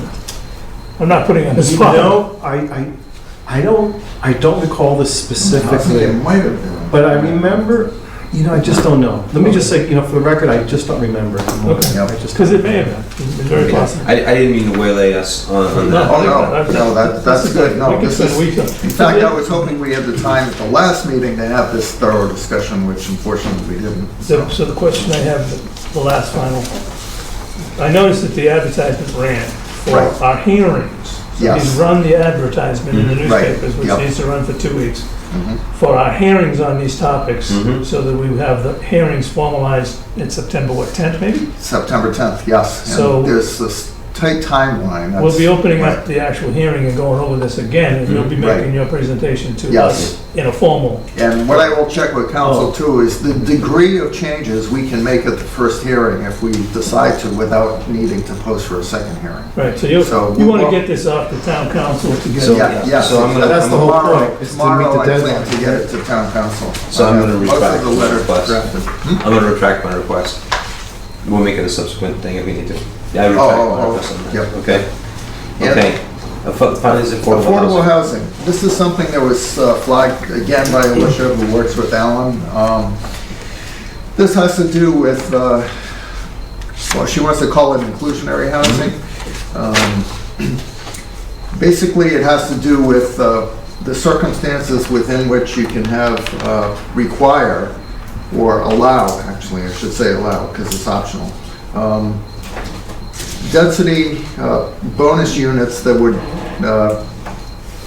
provide bonus units, provided that you provide, I can't talk, 10 o'clock, a certain number of affordable units. The way it was written originally, it was only tied to special permits, so that only projects that required a special permit were eligible to get these, density bonus units. And she felt that that would subtract from the potential pool of affordable units that we have in town when we're trying to reach our 10%. So it was her feeling, and I agree, that it should apply to any multifamily housing, whether it's allowed by special permit or allowed by right. So it's a very simple change, is to cross out requiring a special permit in that 10.321 with special permit or allowed by right. And all we did otherwise is take what you see on page 3 in the yellow, which describes the formula for the affordable units, and we just moved that up front because we felt people should know about that. So 10.3.3.8.2 becomes 10.3. That's going to be letters. I mean, yeah, the formatting got all messed up. So it's a very simple change to just basically state that this provision would apply whether you need a special permit or it's allowed by right. Whereas in the past, it was only by special permit. And, okay. Chair, I just want to request a clarification. If we look in the blueprint that Mark was just referencing, in the final sentence it says, "The planning board shall have authority to modify the dimensional and density requirements that apply to development in order to accommodate the additional units." I'm assuming, and I want this confirmed, that say in the case of an OSRD, we wouldn't be sacrificing the 50% open space, we would be adjusting the density allowed and what's available for building the units themselves, correct? Yeah, you know what I'm need a getting at? variance to get away from the 50% open space. And so, Because okay. that's a hard... That's a hard stop. That's a hard stop. So what we'd be doing instead is saying, well, within that space that's available for, if we said it was, we'll give you the bonus, it's really about density. not- Setbacks, you Okay, could good. change the setbacks on the lot sizes in order to accommodate. Okay, that's what I was Right, asking. but Thank not you. the 50% open space. Good, Right. thank you. Yep, I actually read it as setbacks. okay. I did not read it as, it's funny, I did not read it as a 50% open space. Oh, yeah. Okay. But I think it's rare. Most of this, I think, will occur, and we haven't even had any applications under this yet, will occur when townhouses are proposed. And with the new form-based code for downtown and also anticipated for West Main Street, and there's some interest in possible townhouses or multifamily housing on the road that goes out to Shirley there, past the Tiny's. Fitchburg Road. Yes. Yeah, off in there. So that's where most of this would occur. It would not be in a subdivision. Good one. Most likely. Go ahead, Mr. Diskin. I went over this with Mark and with Alicia and met with him, but I think we missed one. Oh. The word special permit at way in the end of bottom of page 3, 1033.10. Yep. It says the special permit application. Oh, right. It should just say application. Right. The application. So I just Oh, we could of course have special please permit. carefully look at That's every good. single thing. And Yes, just right there. I encourage you to take the Cross time. out special permit. Yeah, I'll do that. The permit application. Yeah. So it'll say the permit application. Mhm. That's good. Just make an application. Page 3, That's also good. permit application. But the drift was to make sure the special permit is, right. was out of there. pretty Yes. much. And we, Yep, I didn't catch that one. if Thank people you, come in Ken. with the right application, we're gonna Please approve do it. please do a quick word search for special. Yes. There you go. I'll do a quick word search and get this out tomorrow. Okay. Okay. Yeah. And I know I say that nonchalantly, but Oh, no. I get bitten I know so how many they do times. the word I think it's search. funny. Yeah. The BSC picked up that it said Acton Fire instead of Ayer Fire. I know, I thought that was good. Yeah. What's funny is I probably saw Acton also, but I've seen Acton Fire in so many plans I've looked at over the years. It Right, didn't occur to me. Right. Yeah. Okay. So that those are the three that, those are the zoning bylaw amendments, Right. correct? And then Alan has, of course, a form-based code for West Main Street. So these are the three that These are the three that match the up with planning Yeah. department. the advertisement that was placed. Exactly. Yes, And Alan's going to do his presentation for us as quickly as possible in the next meeting. yes. Okay? Yeah. And if you haven't had a chance to look at the form-based code, please take a look at it, but please take time to bother Alan between now and then. Draft subdivision regulations you had on your list. I mean, I wanted to Right. talk about something too. What's Right. involved in Well, that? we are getting some comments from Mr. Wetzel on Good. that, so I think he told me he would get them to us by the end of the month, end of this month. Good. So I think by the time we meet next time, we'll have his comments as well as the chapters that Ken, lined up for us to review first. So Yes, I sir. think it would be a more productive use of our time if we review the subdivision regs with Mr. Wetzel's comments in hand. I think so, and I'm going to ask. This is a holiday weekend. Following week, if we could get it, if Mr. Wetzel's can come to us for the weekend, Yes. if we could get it as quickly as possible, that would be Yes. very helpful. Yes. Break it Sounds down well. into manageable bites. Yes, We got to look at the paper in front of me. I know. Exactly. Okay, I found myself at 3:30 today going through and trying to figure out Me exactly too. what's been It's dumped on overwhelming. me. Right. So, Yep. this is a volunteer position. Okay, so, short-term rental bylaw.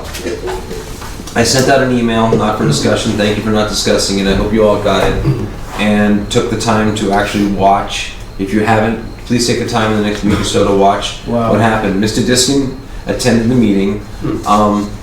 Bottom line is this, there seems to be an undercurrent here in town that we probably need a short-term rental bylaw of some sort, Yep. sooner versus later. On my own volition, for no other reason, I went and spoke to Bobby Gardner, who spoke on behalf of the neighbors and abutters to the unit over on Hedgeway. And I asked him for a copy of the petition that was signed by 52 or 56 52. parties. So, and I've asked Bobby to talk to Mr. Slater, I think is his name, his neighbor who, Oh, okay. he did this on behalf of a neighbor who was also, who lives on Snake Hill.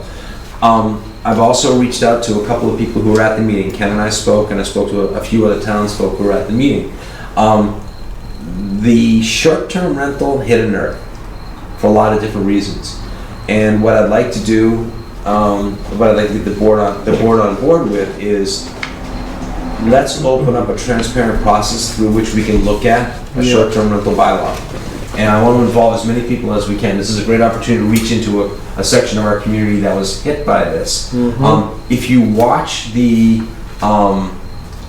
video, if you watch the meeting, and it's worth watching, I think, I don't know that there is a strong feeling either way about short-term rentals.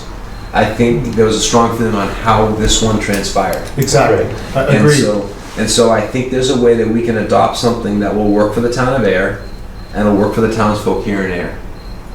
And that's really what I wanted to say. I don't know if you have to add anything to that, Ken, because you sat through the meeting. I don't, just in a general way, I think the most important, I'd like to say something that's related, and I'd like to just prep, because we have new members, the fact that at the very beginning of that meeting, there was a discussion as to should the topic be a planning board topic or should it be a ZBA topic? And there was a brief history given.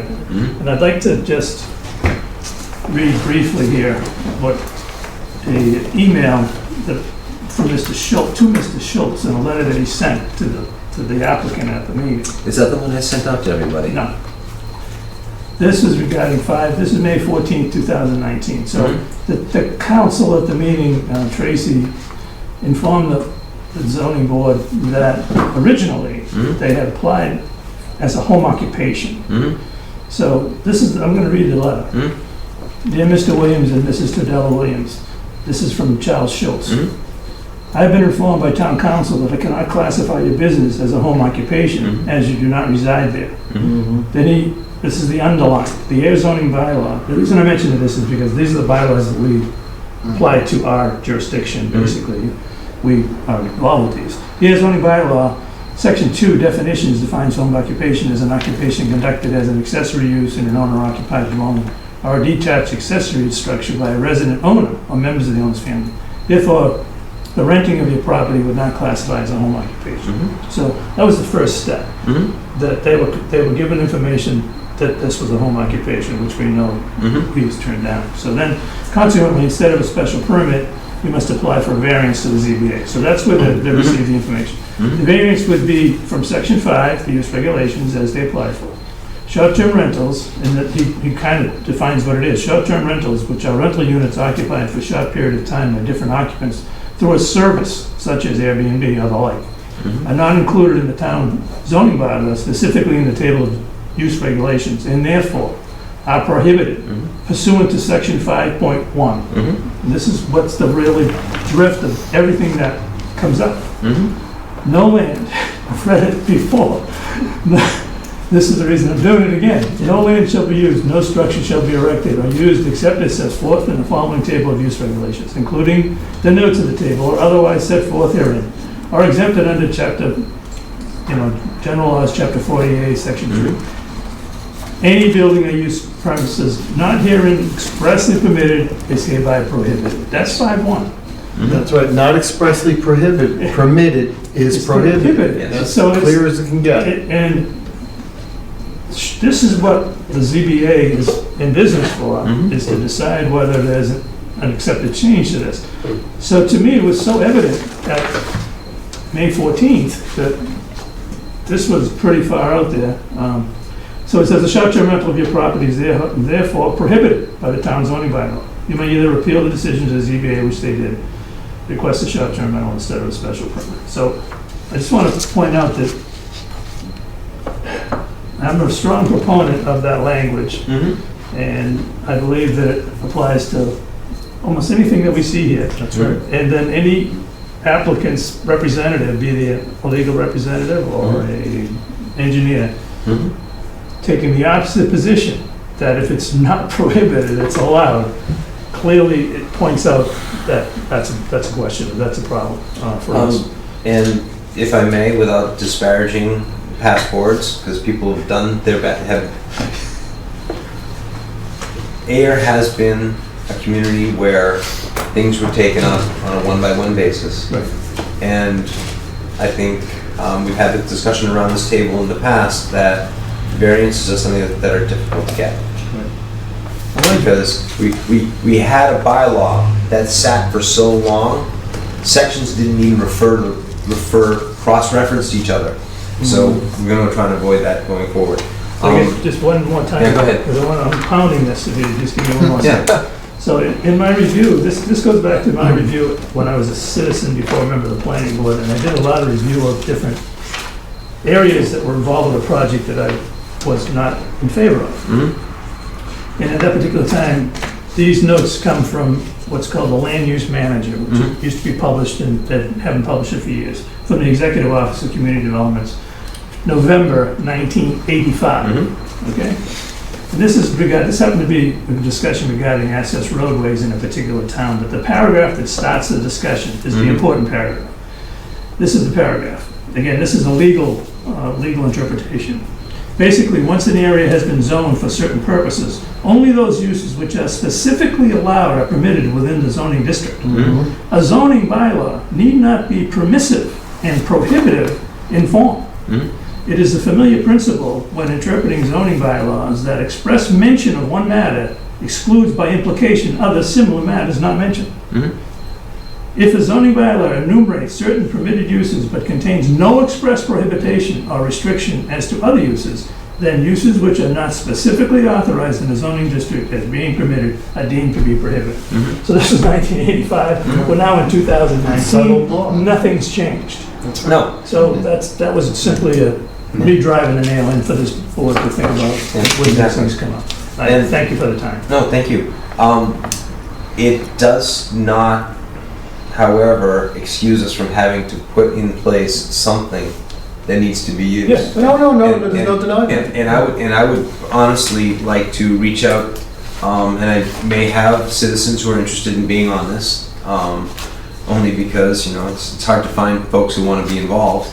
We do riveting stuff late at night, Nathan. Yes. Didn't even tell you that. But what it comes down to is, I think the Zoning Board of Appeals was surprised by the number of people who showed up. Oh, yeah. I think the timbre of the meeting was a surprise to everybody at the meeting. And somehow along the way, the tea leaves were misread by many people in many different ways. And that going forward, especially with new technologies that are coming up, Airbnb and stuff like that, we probably need to take a look at how to,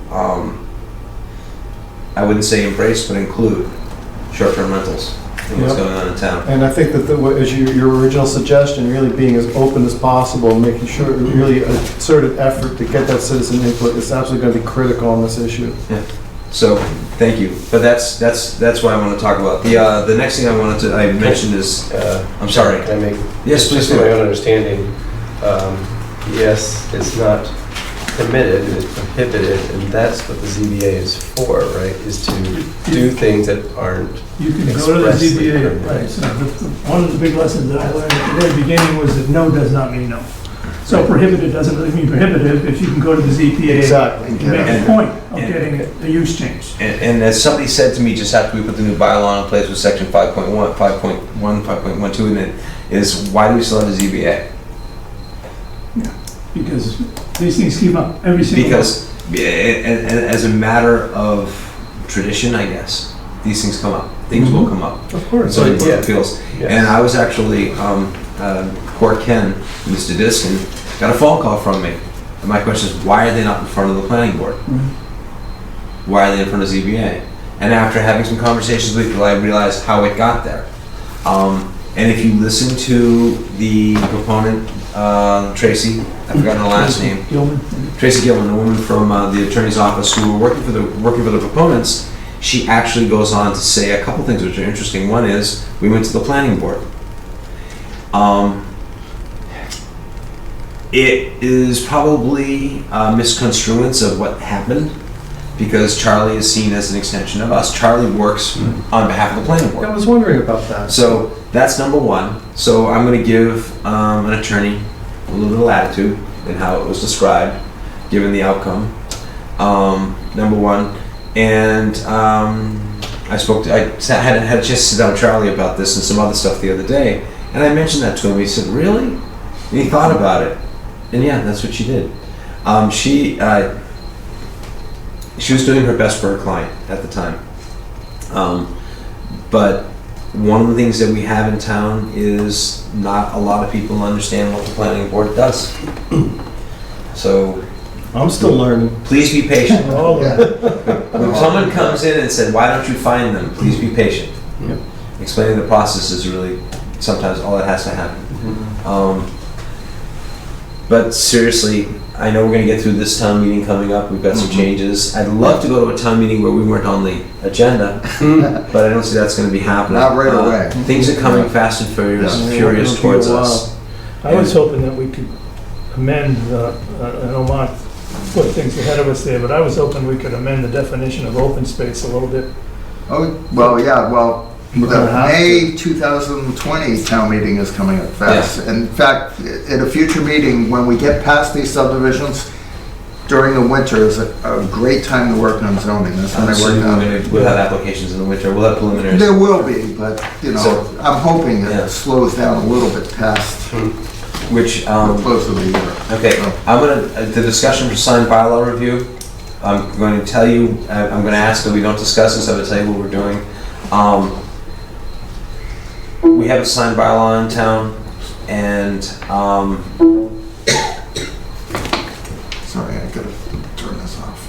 I think what's happening with the signed bylaw is, in the recent elections and some other times, we've got situations where signs are not approved in town. And, we're gonna put this on the back burner for a while. We got a lot going on, and there's bigger fish to fry. So, that's where that And stands. we have to move very cautiously when we're talking about speech. Very cautiously. No, they're more than welcome to put it on on a size that's approved. One thing that'd be nice is just if we could, as a minimum, and I don't know who we requested from, is that there be an agent in town, whether it's DPW or the police department or Charlie or somebody, that picks up these signs like that. Just put one up down the street for me that, you know, I buy houses, for instance. Somebody who just goes out and puts the signs up. Those don't belong, and they seem to stay forever, you know? Yep. That's a problem. That's part of the conversation. Yeah. But when we start looking at the priorities for the people who are involved, we got other things going on. Yeah, but okay, I'll reserve my comments. Yeah. So,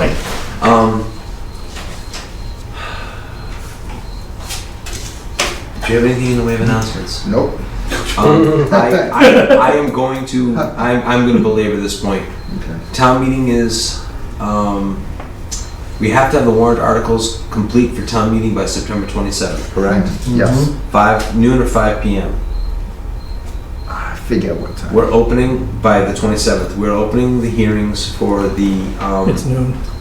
It's noon. Oh, it's noon. Yeah. So call it midnight to 26. Yes. For all intents and purposes. So we've got the zoning bylaw amendments. Mhm. What else do we have? We've got the form-based code. Form-based code, yeah. What else do we have that we have to tackle between now and then?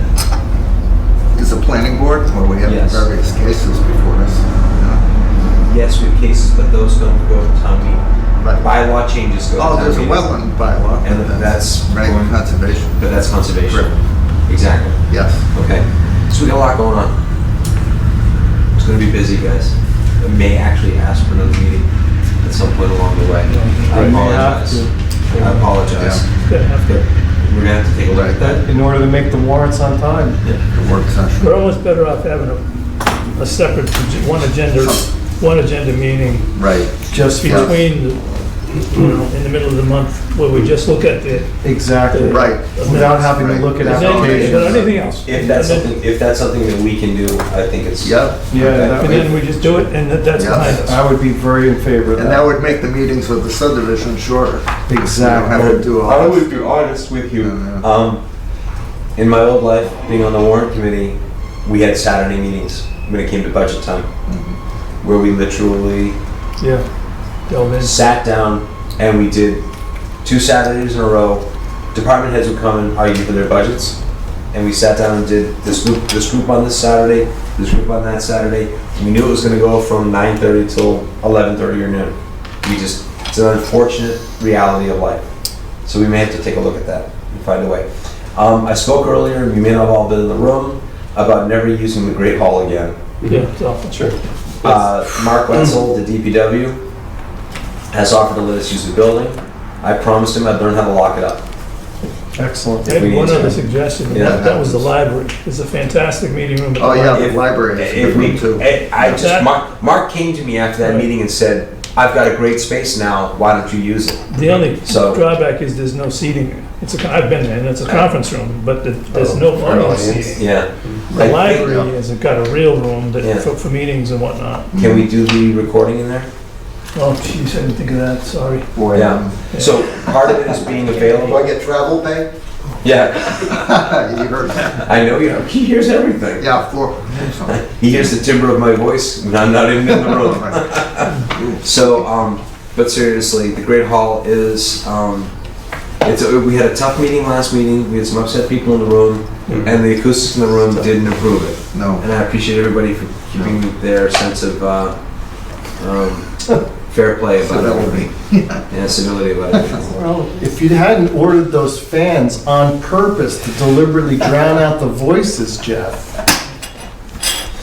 Sometimes our job's tough enough. So I got old and new business. I have an old business. Go ahead, please. I'm sorry. No, don't be sorry. We're at old business. We had a group come before us regarding the folks that have Central Ave collision, Central Collision, and a piece of land that they owned across the street. Oh, I still yeah. have the folder someplace here with a two-lot subdivision. And Mark can maybe summarize what's going on, but I think we made a commitment that we would take it to the next level for them, either inquire to somebody, they were trying to determine whether their subdivision, which was approved in the 90s, I think, maybe just That's guessing right. now, Was it still valid or not? valid, Yeah. and so on and so forth. And they made a nice presentation, we listened to it, but I haven't heard anything back from any professionals regarding where that stands. Did you follow up with anybody? Initially. Okay. Why don't I call the attorney who is representing that landowner and find out?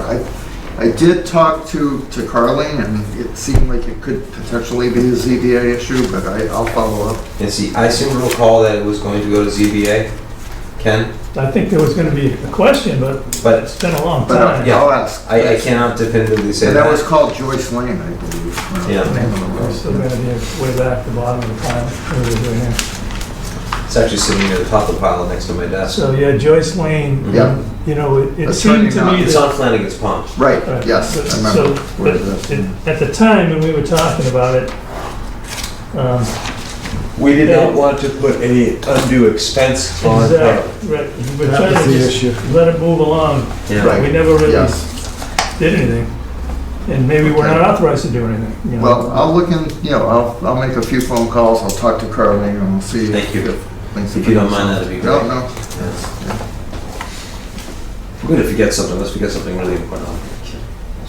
I shouldn't be going out of 10. Ruth, do you have a question?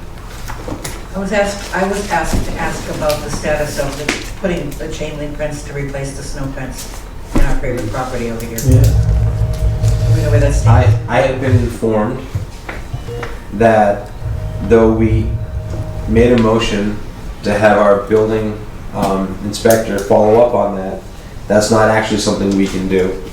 No, wait a minute. I was, We can do it, it might not be legal. excuse me, excuse me, it's something we can do, but it's not something we can enforce or make the agent do.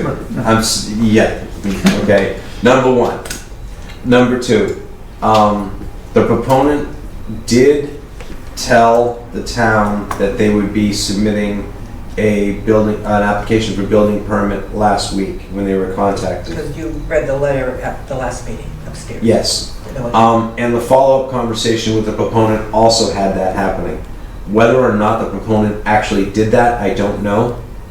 I'm trying to think. It didn't come up in the time I spoke with Charlie on Monday. I was in early Monday morning.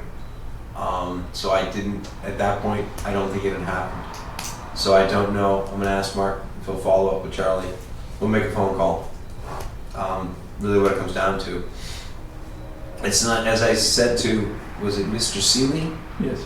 Yeah, it's the proponent's own wallet that's gonna keep them moving forward, I hate to say it. They're so far into it that I would hope where we are is where we are. Mr. Diskin did did take a look at the site plan approval. It does have a fence on it at some point in the back of it, whether or not that was a construction fence or a fence. Real fence. It was a Finish. It's part of the finish. It part of the finished product was to put a fence in. That's where it stands. It's actually an extensive amount of site work still to do Yeah. there. Exactly. Frightening. Yeah, Nothing old, nothing new, I'm all set. nothing borrowed, nothing blue. Well, I'll accept a motion to adjourn. So moved. Second.